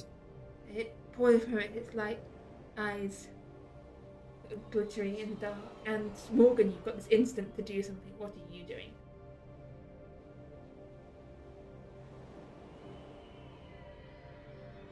I'm going to do even something more stupid. I'm going to put myself in front of those two. Well, Franco has gone. Franco has dodged past it and run off. So you can only put yourself in front of Mortimer. Franco's not there.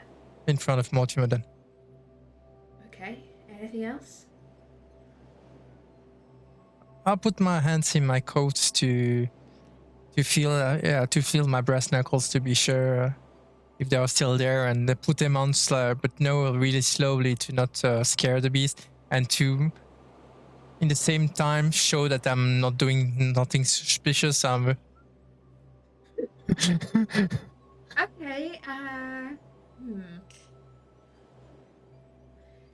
Your choice of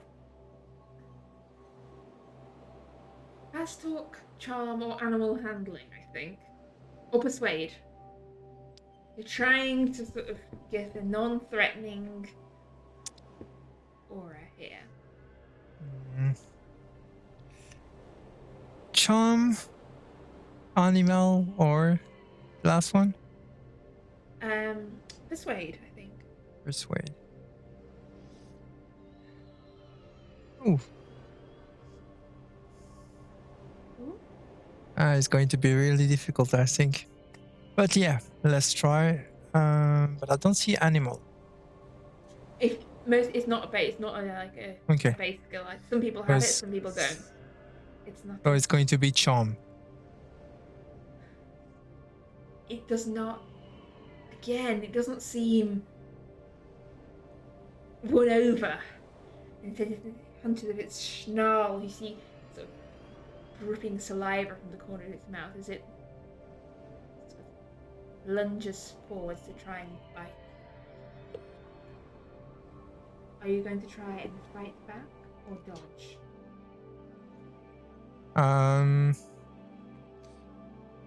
I think my natural instinct will be brawling with it. If he attacks, I think I'm going to attack first. That's why I took my brass knuckles on, because I've seen the creature already. I know what it can do, so I don't have my gun. Roll me a fighting brawl then. The creature lunges from you. No. Yeah. I spend my 2 luck on this one. Alright, that seems a good use of luck. The creature lunges it for you, misses you, and you manage to strike a blow back. So you've got brass knuckles. You already have the damage for those? Yeah, it's 1d3 plus 1. Plus damage bonus, yes. Yeah. I don't think you have. 1d3 plus 1, please. Oh, that's strange. No, it's not this. No, that's not a good one. It's that. 1d1, 1d plus 1d4 if you got that as your damage bonus. 1d4. Okay. Yeah, so that's 5 points of damage. Yeah, that sounds correct. Okay. I sometimes forget that some of you actually have a build that means you have damage bonuses. Yeah, that's. So, yeah, your fist connects. And that is a decent blow. That could do, a fair deal of damage to an ordinary man. But it's not. I mean, it definitely connected. You hear the crunch of bone beneath your fist, but you see this flash of anger in its eyes. You see. It lets out this snarl, this great jagged mouthful of teeth opening. And you can see, sort of caught between its teeth, you see ragged shreds of meat. And And I'll just speak to it like, just turn around, mate. I don't want to fight you. Just turn around. Branko, running through the darkness.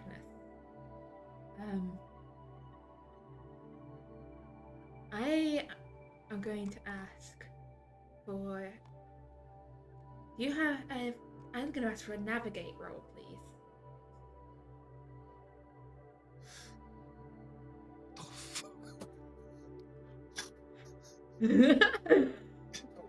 In complete blackness, sort of running, like following the edges of the walls. Like, sort of adrenaline sort of filling your veins. Your hand closes around the metal rung of a ladder.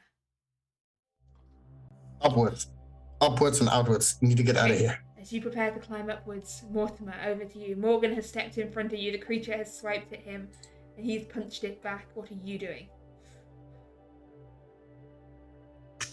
I'm guessing we're probably at that junction, aren't we? So would I be in a position to attack it? Wait, is it like a crossroads type thing? Yeah, it's like a split in the tunnel. There's room if you want to attack it. Chances are I'd probably have like a small pocket knife with me anyway. Nothing, not a large knife as such, but likely a small fruit knife type thing used for cut fruit or something a gentleman might carry. But yeah, go for it. I think I'll try and attack it. It's unlikely to be interested in talking now. So it is going to fight back. So I'm guessing that'll be fighting brawl. Fighting brawl, unless you've got a specific knife skill. I can't be charming with a knife skill. No, you can't charm people with knives. And I think knife is fighting brawl as well. Yeah. It will be, yeah. Oh, I failed. You miss. Luckily, it also fails on its fighting back. Now, although your knife doesn't connect, it does not manage to sort of counter-attack. Yeah, I'm not a fighter. As Mortimer tries to swipe at it with his knife, Morgan, what are you doing? Oh, I'm going to use the attempt of Mortimer to attack back. You know, Okay. to do Okay, a so second. Yeah, it misses its swipe at Mortimer. It's to try and fight back against you as well. I think that it's a success on its behalf, but a hard success on your behalf. Yeah. So roll me the damage for your person because your fist strikes into it again. 1d.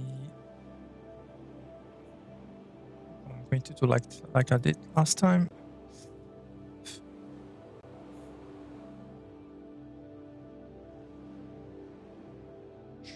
3, only 3. Not quite the crushing blow it was before, but No. it clips it on the side and it lunges forwards at you again. Fight back or dodge? Fight back, of course. Okay, that's a success from it. And I'm going to use 9 success and 9 luck. Okay, before you do that, Yeah. just bear in mind that won't. So, because it got a success, and if you turn your fail into a success, its success will still trump yours. Okay, so we'll leave it like that then. Back. Yeah. Okay, It normally. It won't gain you anything. Okay. So, yeah, as it snaps and snarls at you, clawing at you with these ragged nails. That is 6 points of damage. It's great clawing slice. You see as it kind of claws at you and starts to like try and sink its teeth and try and like pull a chunk of flesh out of your arm. Okay. Hunger visible in its eyes. Does it stay there on my arm, or just take a little lunch and got away? It's still there on your arm. still Okay. trying to bite and gnaw at it, and I think that is that. What's your maximum of hit points? I have got 12. Okay, so this will be a major wound, All right. and I need you to make me a con roll, please.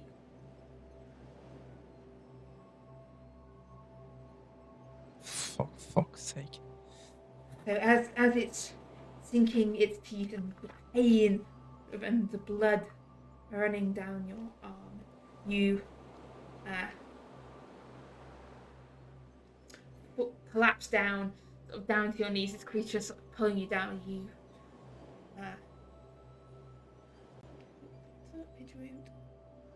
You fall unconscious as you feel less.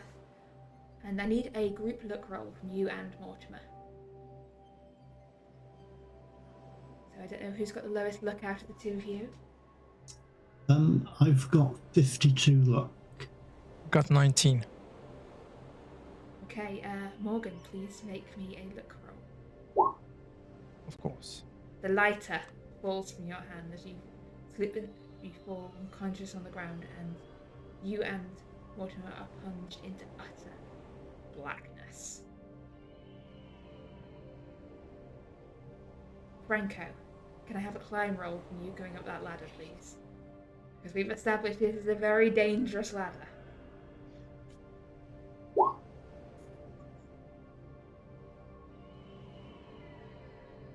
Your first attempt, sort of panic and fear still racing through your blood.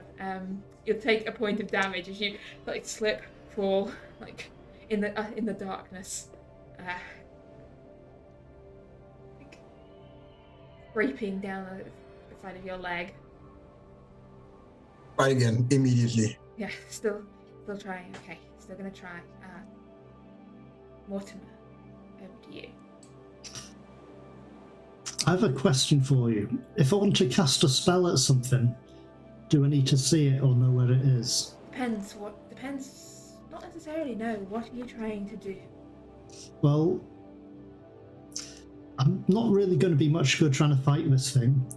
How badly injured did it look when I last saw it? Hard to tell, given the dim lighting and the hideous state this creature was already in. But reasonably injured, yes. I'm thinking of casting the Black Words. Okay. Have you cast this spell before? No. In which case, as you speak the Black Words, and no, you don't need to see it. It's words. This is your mind. This is calling on the force of eldritch entities. I need a power roll from you.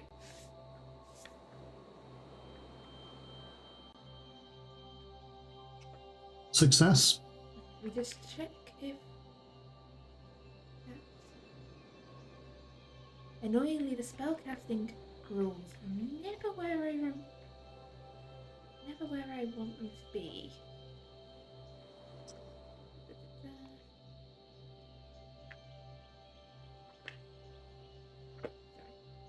Magic. There's two sections of the book, one which is spells and one which is magic, and apparently they are two separate things. Like one complaint against what is otherwise a very good book. Casting spells. Is there a spell? A hard power roll is required the first time. You can choose now. You can either make a second attempt to cast this spell by pushing the roll,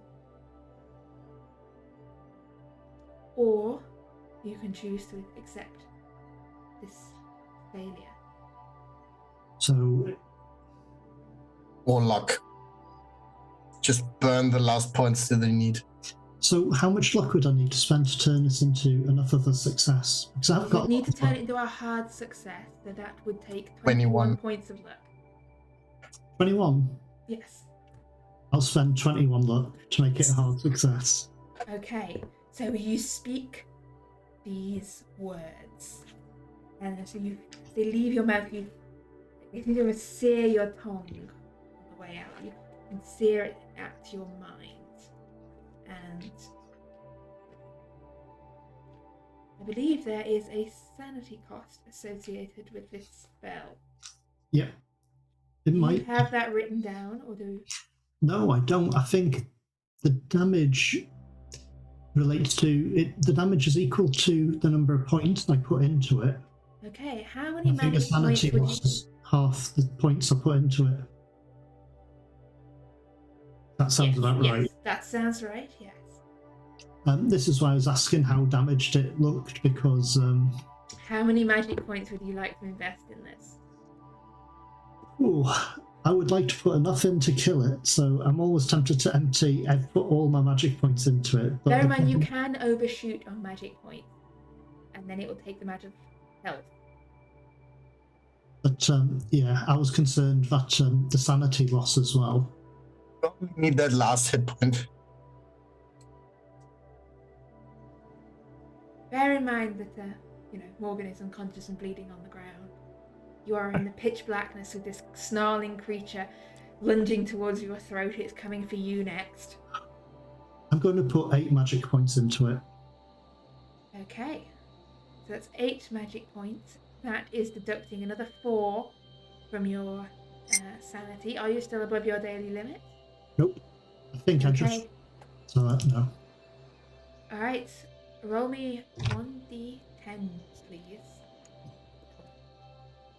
As the words leave you, as they sort of echo and reverberate around through your mind, and you feel sort of this almost opening of your mind, and this joy rising up inside you, and there's this sort of feeling of yes, and like, this is amazing, and you need to find The spell works.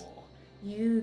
This is a mania, this is an obsession, and this is sort of a need to there's so many spells out there, there are, than in all those books that I want to learn all the spells. Maddie has. You want to learn them and use them. This is an obsession with the power of magic and sorcery itself, and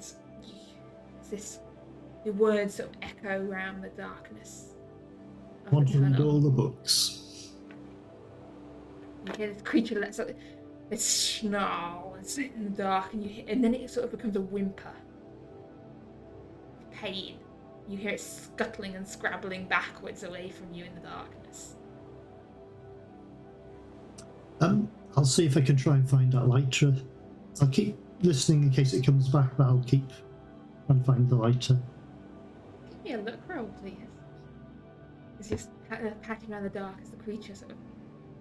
You can't find it in the darkness. You can find Morgan, though. Morgan is there. He still seems to be still breathing. True, but I can't see him to treat him. Can't see him, no. So anything you do currently is at a penalty due to darkness. So I can't find the lighter, so I'll try to see if I can try and stabilise him or bring him round. Okay, give me... That'd be first aid initially? Yeah, this will be first aid. With a penalty die due to trying to do it in the dark. Oh well. Nope. He's unconscious, he's bleeding, he's still alive, but you can't see enough to do anything here.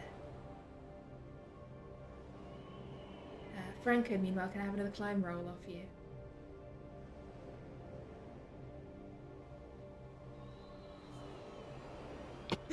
Another 1 point of damage as your panic.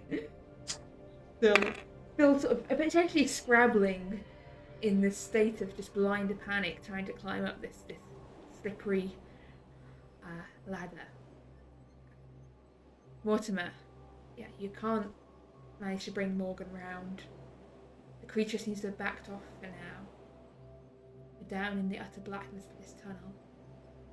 Unfortunately, I believe it's probably gone down the direction we need to go. It was behind us. I don't think so, no. Because you're moving around and twisting around. It possibly didn't go that way. You're not entirely sure which way it went. Things got a bit turned around in the darkness. It's dark. Yes.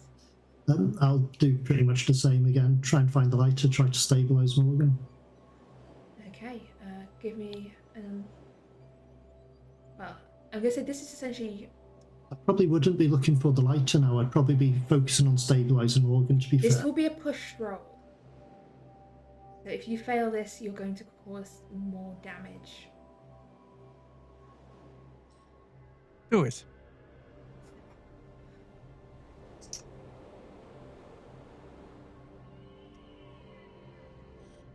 But it's a push roll at a disadvantage as well, isn't it? Yes, push roll with the penalty die.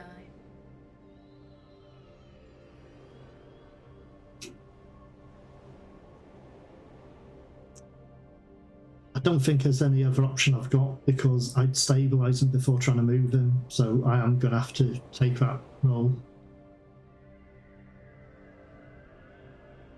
Hey! Sometimes pushing rolls work. That is a success. Which is So enough. let's sort of stabilise him and bring him around a bit. Yeah, he's back. He's conscious once more. You've got one hit point back. The bleeding is staunched and you are conscious. You are still in utter blackness. The creature seems to have gone. You can hear Mortimer's voice. It got scared and ran off. Next time, Paris, Mexico, I don't know where we will be, but I'll take a gun with me. What was that? Why is it always tunnels? I don't know. We should really try and find Franco. He ran off. But are you okay with walking? Yeah, I'll try. It's only my arm, so my legs are okay. You dropped your lighter somewhere. I'm not sure. I couldn't find it. But we should make a way out as soon as we can. Yeah. You can probably hear Franco falling off the ladder repeatedly. Yeah, give me a listen check. This might help you, actually. If you hear Franco and his clattering ladder climbing attack, make me another climb check, please, Franco. And this will be the last one in your bout of madness. And you can't actually hear Franco. Franco, you do take one more point. But as you crash down to the ground this time, your initial panic has faded. Like, you're still scared, but the blind panic is gone. Mortar and Morgan, are you trying to find your way back to the ladder? I think. Okay. Yeah. Whoever's taking the lead on this, please give me a navigate roll, please. We can't roll anything like intelligence or anything like that instead. This is what Whether we remember navigators the for. route. This is what navigators for. Oh well. I'll roll, but I think because I'm probably doing this. Yeah, there you go. Hard See? success. Yeah, see? And you can now put that down That's to getting how we can hopefully a roll. little bit better at navigate in the future. Yeah. You make Somehow your- the navigate is just a really good roll. You make your way back through this tunnel and sort of almost trip over Franco sprawled at the bottom of this ladder. I lost the whole quarter of my hit points just falling down this ladder. That's a difficult climb. Yeah. Sorry that I ran away. I just couldn't. I need to get out of here. And I'll try a bit more calmer again. Okay, I'm going to give you a bonus. Practice. And also your calm. It's a very slippery ladder. Yeah. Look, all I'm going to say is to cut a long story short, after some time, I'm going to ask for one more roll from Morgan and Mortimer, just for fairness' sake. You get a bonus die during take your time. But frankly, you'll take one more point, but eventually all of you reach the top of this ladder. Mortimer, you will take another point of damage. But eventually all of you reach the top of the most lethal device ever invented. And you find yourself in this, the top of this ladder, this door leading out into a dark alley in Paris. And in the light of the street, you can see sort of the blood that's soaked through the fabric on Morgan's arm, the various cuts and bruises and scrapes and dirt you've accumulated down there in perhaps one small branch of the catacombs.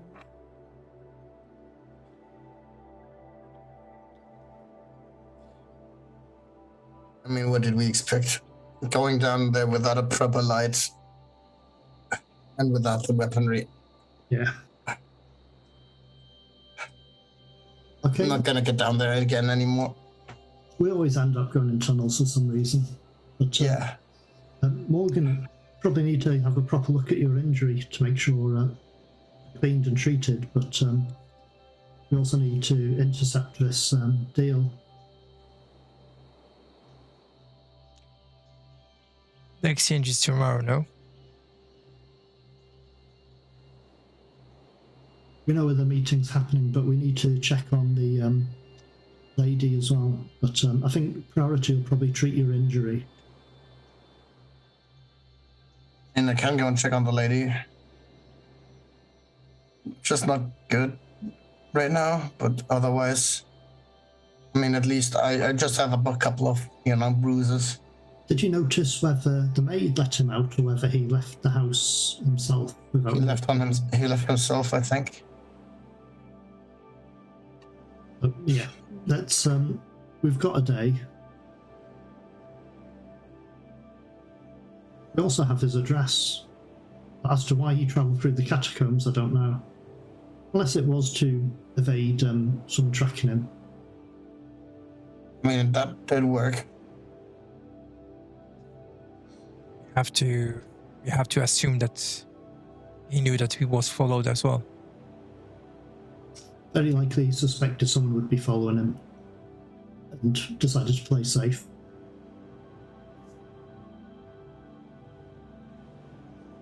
Not sure what that creature was we've met though.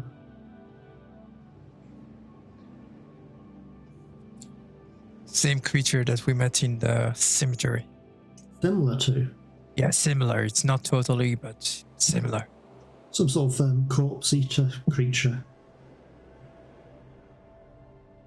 But yeah, let's see if we can get you cleaned up. Okay, so are you going back to the hotel room or some other place to try and do proper medical care?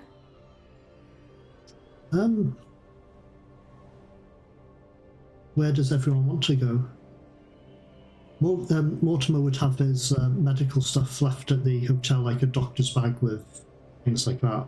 Yeah, to do a proper medicine roll, essentially you need to be somewhere more suited for proper medicine than a Parisian alley. Yes.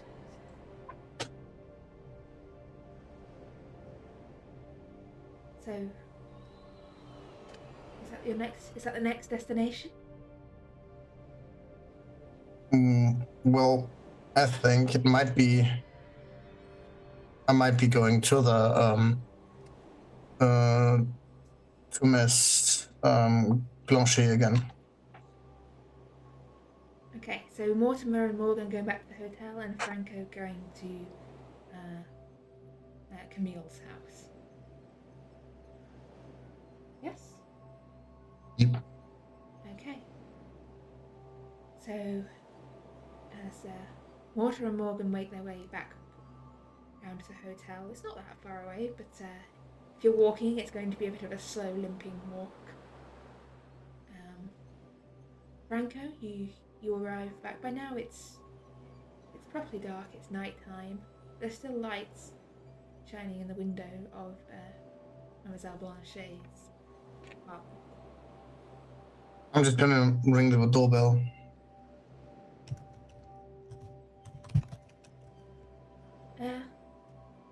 The maid opens the door. Hi. I'm sorry. I'm sorry. The mistress. Oh, asleep. Good. So I was just I heard a thing and was just a bit worried. So good to hear. I'll be I'll be coming along tomorrow again then. Tomorrow. Bodley? Yeah. And I'll nod to her and then I'll leave.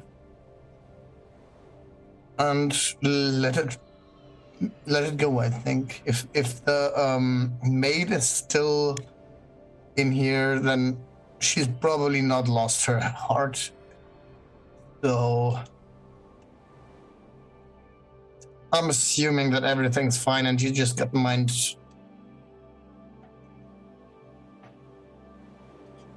thinged. Okay. Meanwhile, Mortimer, give me a medicine roll for your treatments. As you.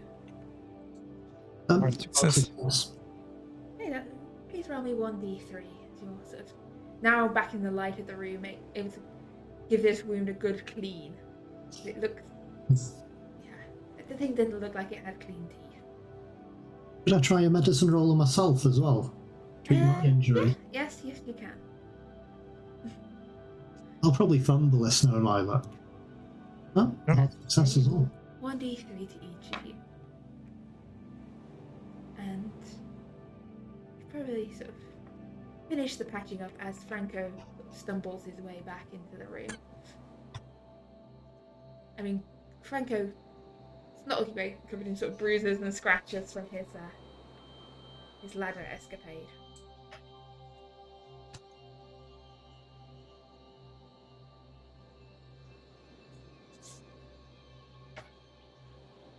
Is that 2 points for Morgan?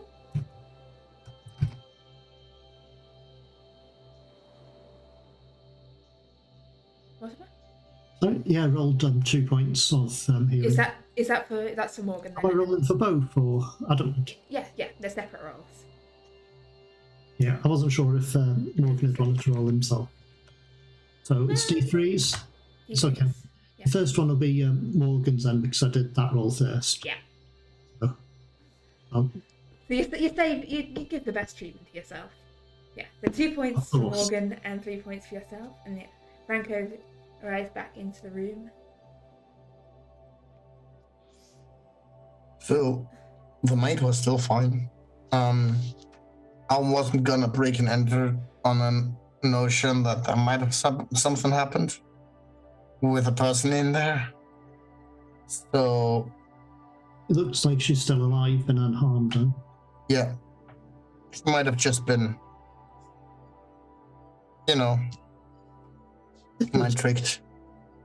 I didn't have the chance to ask, but when you saw him entering, was he directly invited or not? He got in immediately. So she knew him. Yeah. Could be working with them for all we know. Franco, do you want me to check your injuries? Because you fell down a few times there. Yeah, it's probably okay. I mean, I had worse, but I mean, why not? We can try and patch you up and see. I mean, we might as well do what we can. So, try another medicine roll for Franco. Just to try. I don't know how much damage he's taken, but he looks a bit battered and bruised. He doesn't look great. Yes. Make me a medicine roll, please. And roll me 1d3. And is there anything else you gentlemen want to do that evening? Or shall we skip on to the next day? I think we'll probably sleep with my gun next to me. Yeah. And you chose another room in case? No, I didn't think that's what I wanted to say, and I'm too tired to think about another room, so I'm going to my room and I'm going to sleep there. All right. Seems fair enough. I think we're just going to our rooms. Nobody murders you in your sleep. No power rolls overnight? Not tonight. But morning comes, You all, like bruises starting to come up. Like it's like looking at your face in the mirror, like there's like bruises down the side of the face where you hit the ground or the ladder. Like you looked like you had a rough time of it. What are your plans for this morning? Where are you going? Probably to have breakfast first downstairs, I believe. The meet up down there. So after breakfast, where are you headed?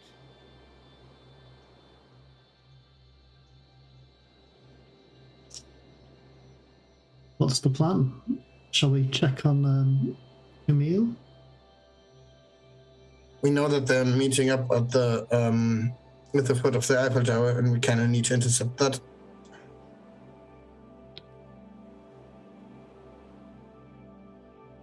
Yeah, sounds straightforward. So We have one. There is one lucky thing is that the Eiffel Tower, there is a lot of access. There is a lot of viewing points. Did he mention a special place around the Eiffel Tower, or just at the foot. just at the foot? Yeah, but there are 4 foots. That's why I'm asking. No time mentioned. There was, but I currently don't remember. Neither do I. Let's say 10 o'clock. All right.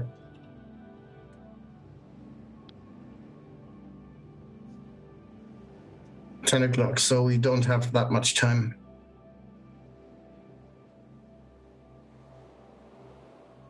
Okay. Okay. We could, to be sure we have a clean view of everything, we could spend on the left side of the Eiffel Tower. There are a lot of different departments. There is Colombia, Venezuela, Mexico, all around it, so we can just turn between all the stalls and kept a view of each other, but not staying with each other. Like this, we can blend in more easily. Hmm.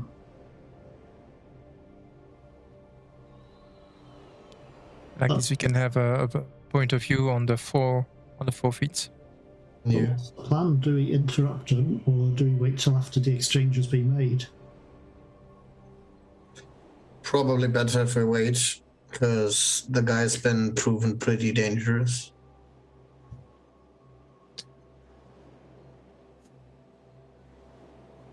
I'm tempted to interrupt them, but I don't think it's a good idea. I think I'm still a little angry about yesterday evening, so... It's a very public place, so it's unlikely anything unpleasant would happen. Is there anything... Let's say it otherwise. If the exchange is done, can we find this American guy back? I mean, he's gonna leave, and he wants it close enough so it doesn't get lost like the statue that Augustus broke.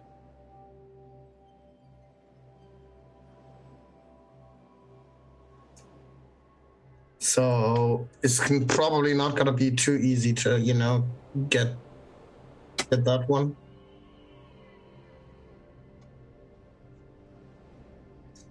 Then again, he's got it in a suitcase. So, and I've seen it. So we could just go. I mean, we're in Paris, right? There's gotta be places where you can freaking get a suitcase that looks similar to that one. Might just be quick. Switch them out after. Could try something like that. Can you repeat? Yeah, sounds a good idea. We could try and find a suitcase similar to the one we saw him with. I don't know how heavy the original one weighed, but we could If it's a piece of statue in there, there's probably like a couple of kilos. Couple of Few pounds. A few books. The heaviest book I've heard of is probably the Bible. At least that's the old story. I don't believe it. I've got bigger books than that. But it'd be quite funny to put a copy of the Bible in there, a digitized copy of it. Perfect. On me, not that one. Okay, so let's find a suitcase then. Okay, so you. Franco's the only one who saw the suitcase. So Franco, I'd like to give me either an intelligence or a spot hidden roll here, I think. Unless I haven't thought of a correct remembering what a suitcase looked like roll. You got a good idea what the suitcase looked like. You think? Hang on. Oh, it was definitely brown. You can't remember how big it was. Okay, so perfectly fine. Clasps, maybe? Oh, wait, was it black actually? You didn't get quite a good look at the whole of it. It was definitely darkish brown or black. So I'll probably manage the form of the case, but the rest is like color.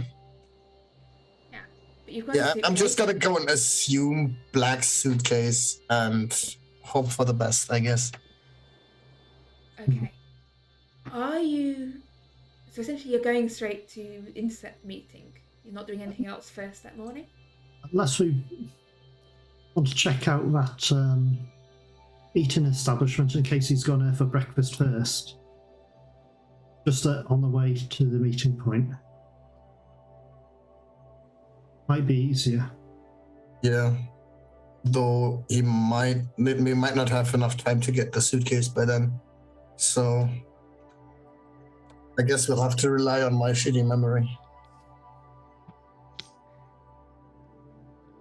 No, you don't run into him at the brasserie. Looks like we're going to have to... And unless there's any other visits you want to do beforehand, we come up towards 10 o'clock at the base of the Eiffel Tower. And are you mingling with the crowds? Are you trying to stay hidden? What is the plan here? There's definitely a fair few people around. Probably try to mingle, to be fair. I'm not as proficient as Franco is sneaking. Essentially, anyone who's trying to get close enough to potentially to overhear or get a really good view of what's happening, I'm going to ask for a stealth roll from. But anyone who's staying further back and not attempting to get close doesn't need to give one. The choice is yours, whether you want to be in position or out of the way. I'm going to, out of the way, I'm going to mingle around all the, near the Eiffel Tower. There are lots of different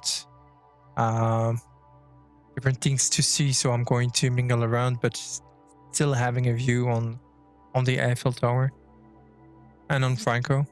Okay, so you can see Franco, you can see the base of the Eiffel Tower, but you're not close enough to get a good view of what's going on or hear what's. That's it, yeah. Okay, and Mortimer? Pretty much the same, keeping an eye on Franco and position myself so I can keep an eye on Morgan at the same time in the base, just keeping out the distance. So we're sort of triangulating this. Yes, and the sneaky one at the front. Perfect. The sneaky one who knows exactly what the suitcase looks like. Exactly, yeah. At least I'll probably remember once I see it. Yes. I'm going to ask for a look roll from Franco here. There's always a chance you might succeed. That's true. That's the wrong side of the spectrum. As you're watching Eiffel Tower, you see Harley Patton approaching, carrying a dark blue suitcase. Well, that was the wrong color. Well, whatever, it's fine. Looks back and forth. Settles into sort of a relaxed position, suitcase at his side, as you hear a voice. Henry! Ah, good, you made it. Am I hoping too much that you've got the piece in there? Yes. It took a little more money than I expected to obtain it. But in the end, I managed to persuade her. I hope you find it satisfactory. Sure I will. Excellent. Well, they start talking cash. And you see as Mr. Crane pulls out of an envelope from his pocket and then adds a few more notes to it and passes it across to Mr. Patton. And gives it a brief look, doesn't stop the counting, tucks it away into his pocket, and then here you go. I've packed it with some straw for now.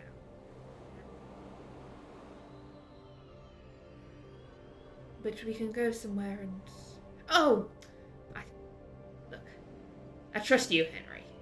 And I know where to find you if you try to stiff me over.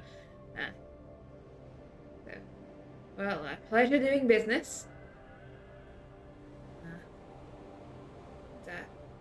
I should be back in Europe at some point in the next year. We've got some dealings with some chaps over in London. I'll give you a call if I'm over on this side of the Atlantic again. And he picks up the suitcase and starts striding off with it. I'll follow him. Okay, so Franco is following Mr. Yates, not Mr. Yates, Mr. Crane. Mr. Patton looks back and forth, buttons up his jacket, and strolls off through the crowd, whistling a familiar, jaunty tune. Probably makes the hairs on the back of Franco's neck stand on end a little. So you follow Mr. Crane. Morgan and Mortimer, what are you doing? You saw this meeting. You didn't hear what was said, but you saw the exchange of the suitcase, and then you see Franco trailing Mr. Crane off as he heads towards the gates of the exposition. Probably end up following Franco, I think. As much as I want to deal with this other gentleman, I'm more concerned Franco will try and climb a ladder or a tree or something, or some steps. So I'm going to follow Franco because that's where the artifact or whatever it may be is gone. I'll follow him but keep my distance. Okay, so Franco, you see Mr. Crane hails a I don't know the French equivalent of I guess it's still a hansom cab. Cab has so hails a cab. It says the Hotel Regina. Oh, how convenient. Chop chop. Yeah, I'll hail a cab and tell the driver the exact same thing. So Morgan and Morty see these two cabs trundle off. Probably hail a cab and tell it to follow that one. Follow that cab. Cab. And Along those lines, there's going to be loads of cabs. It's busy. not long later, these three cabs pull up outside the hotel, outside your hotel. And Mr. Crane hops down from his, comes straight at the front desk and says, I'd like to pay up my bill, please, and have someone bring my bags down. Right away. And put this one with them.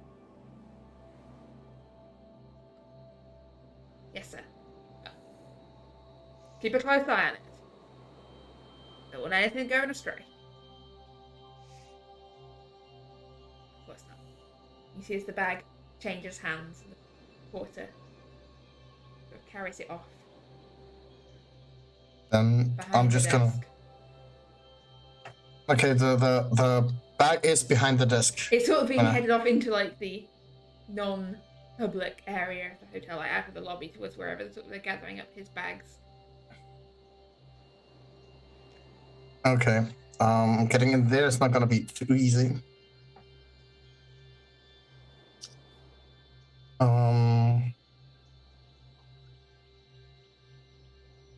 So when they pack their bags, usually they have like an delivery entrance, right? Yes, probably. I don't go to fancy enough hotels to really know this, but They probably have a separate entrance for that sort of thing, so we don't encounter the guests so much. Oh yes, exactly. We wouldn't want the guests to see labourers and servants. No, yeah, exactly. So I have the time to look at that suitcase and actually see how it looks. So I didn't take the right color, but who cares, right? You can still swap them. As long as it's with the as the amount of suitcases is matching, nobody's gonna notice until it's too late. So As long I'm as gonna go. it's a locked one, you can always just open it and swap the items. True. I'm gonna Give him a Bible. Exactly. He'll need it. He hasn't actually looked inside. It'll be quite funny. True. So basically, I'm gonna grab some more servant-like clothing from my room.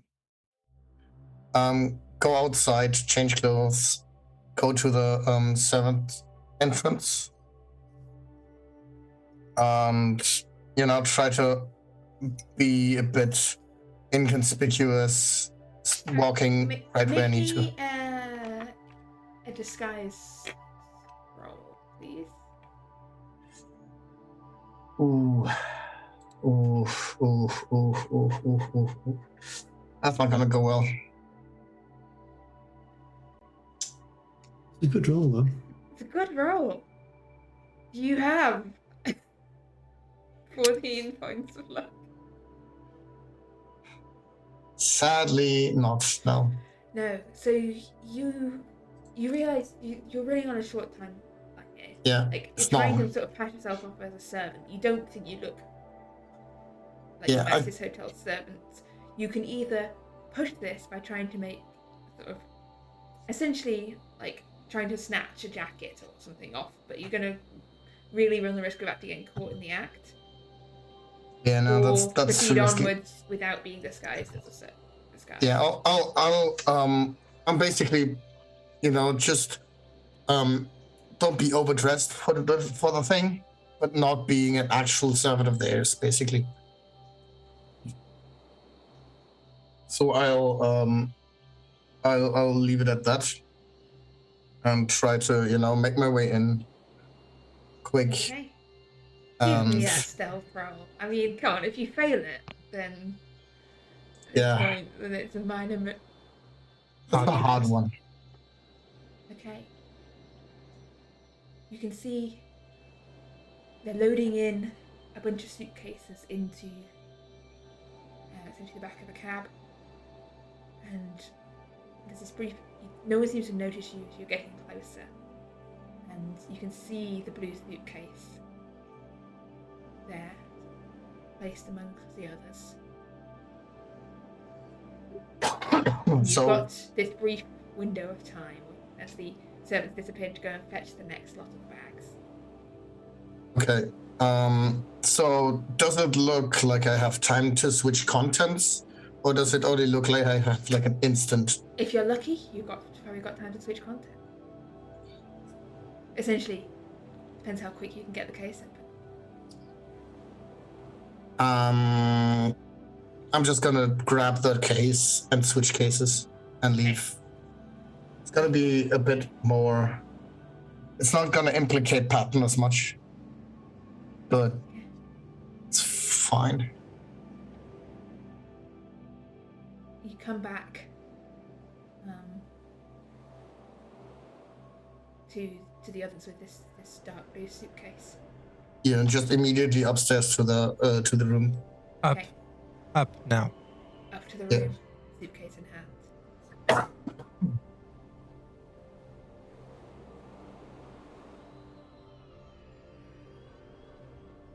And yeah, it's sat on the bed between you, I guess. Like the end of a heist movie. Yeah, and then it's the guy trolled them as well. Let's just see. Open it up. Okay, give me a lock roll. It's a locked case. It is locked.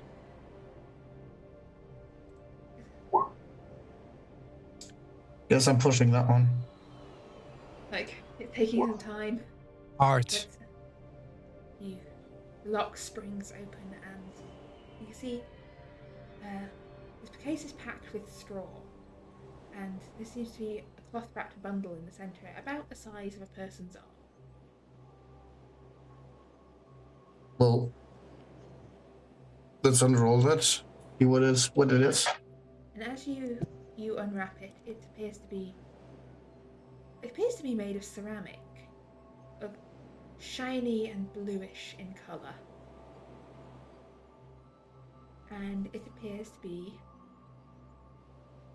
an arm made of this ceramic material, of cold to the touch and patterned with these intricate abstract patternings.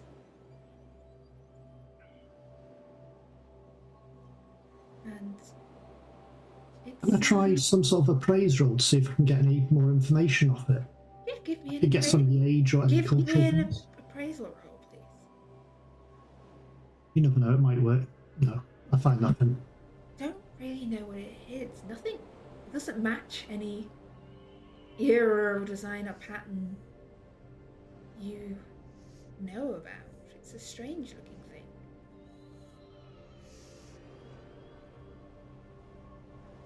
Looks like we've got something new to lock up. I wonder where the rest of the statue is. Once we I find mean, as long as this seems to be something that somebody would want to put together again, so probably not something that should be put together. True. But at least we have it and he doesn't. Yep. Also, we get rid of the suitcase to be sure. Probably, yeah. At least we've got another suitcase to put it in. Oh, now switch the suitcases so the servants don't notice that they have packed the incorrect amount of suitcases. It should be easy enough to get hold of another one and... Yeah. Well, there might even be space in one of our bags. I'm just gonna drop the suitcase in the sin or somewhere. Yeah, there's plenty of places to suspiciously dispose of a suitcase. In the hotel, yeah. The question Somewhere. is, are you sticking around in Paris, or are you, after this, or are you leaving? I mean, we kind of didn't get hold of Patton. I'm planning to stay, I think.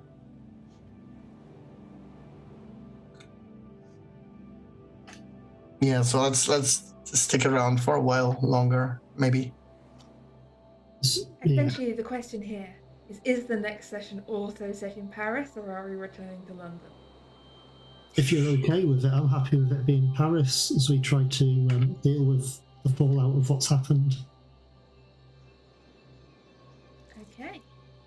I'm happy with that. I think I can saying a few things.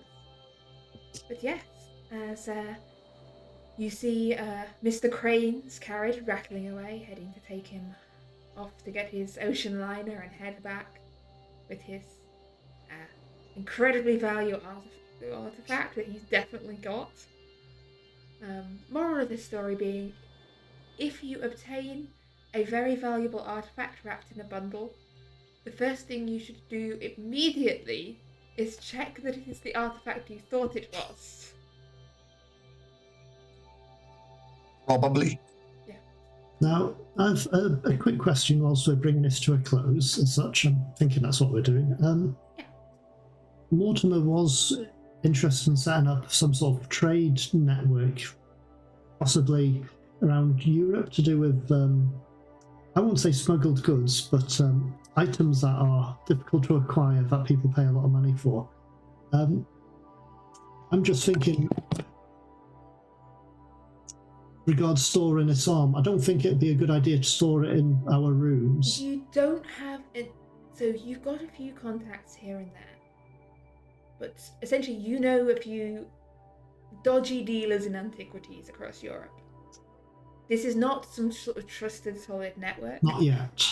These are some people you know who might be able to provide information or items, but by definition, they are not necessarily reliable individuals. I'm just considering whether we send the arm ahead of us. If you wish to ship the arm back to London, you can do. But I would say you'd be reliant on normal shipping methods.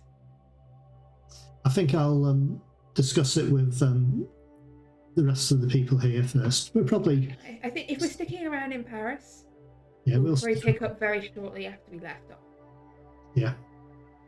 Yeah, I think we should send it off.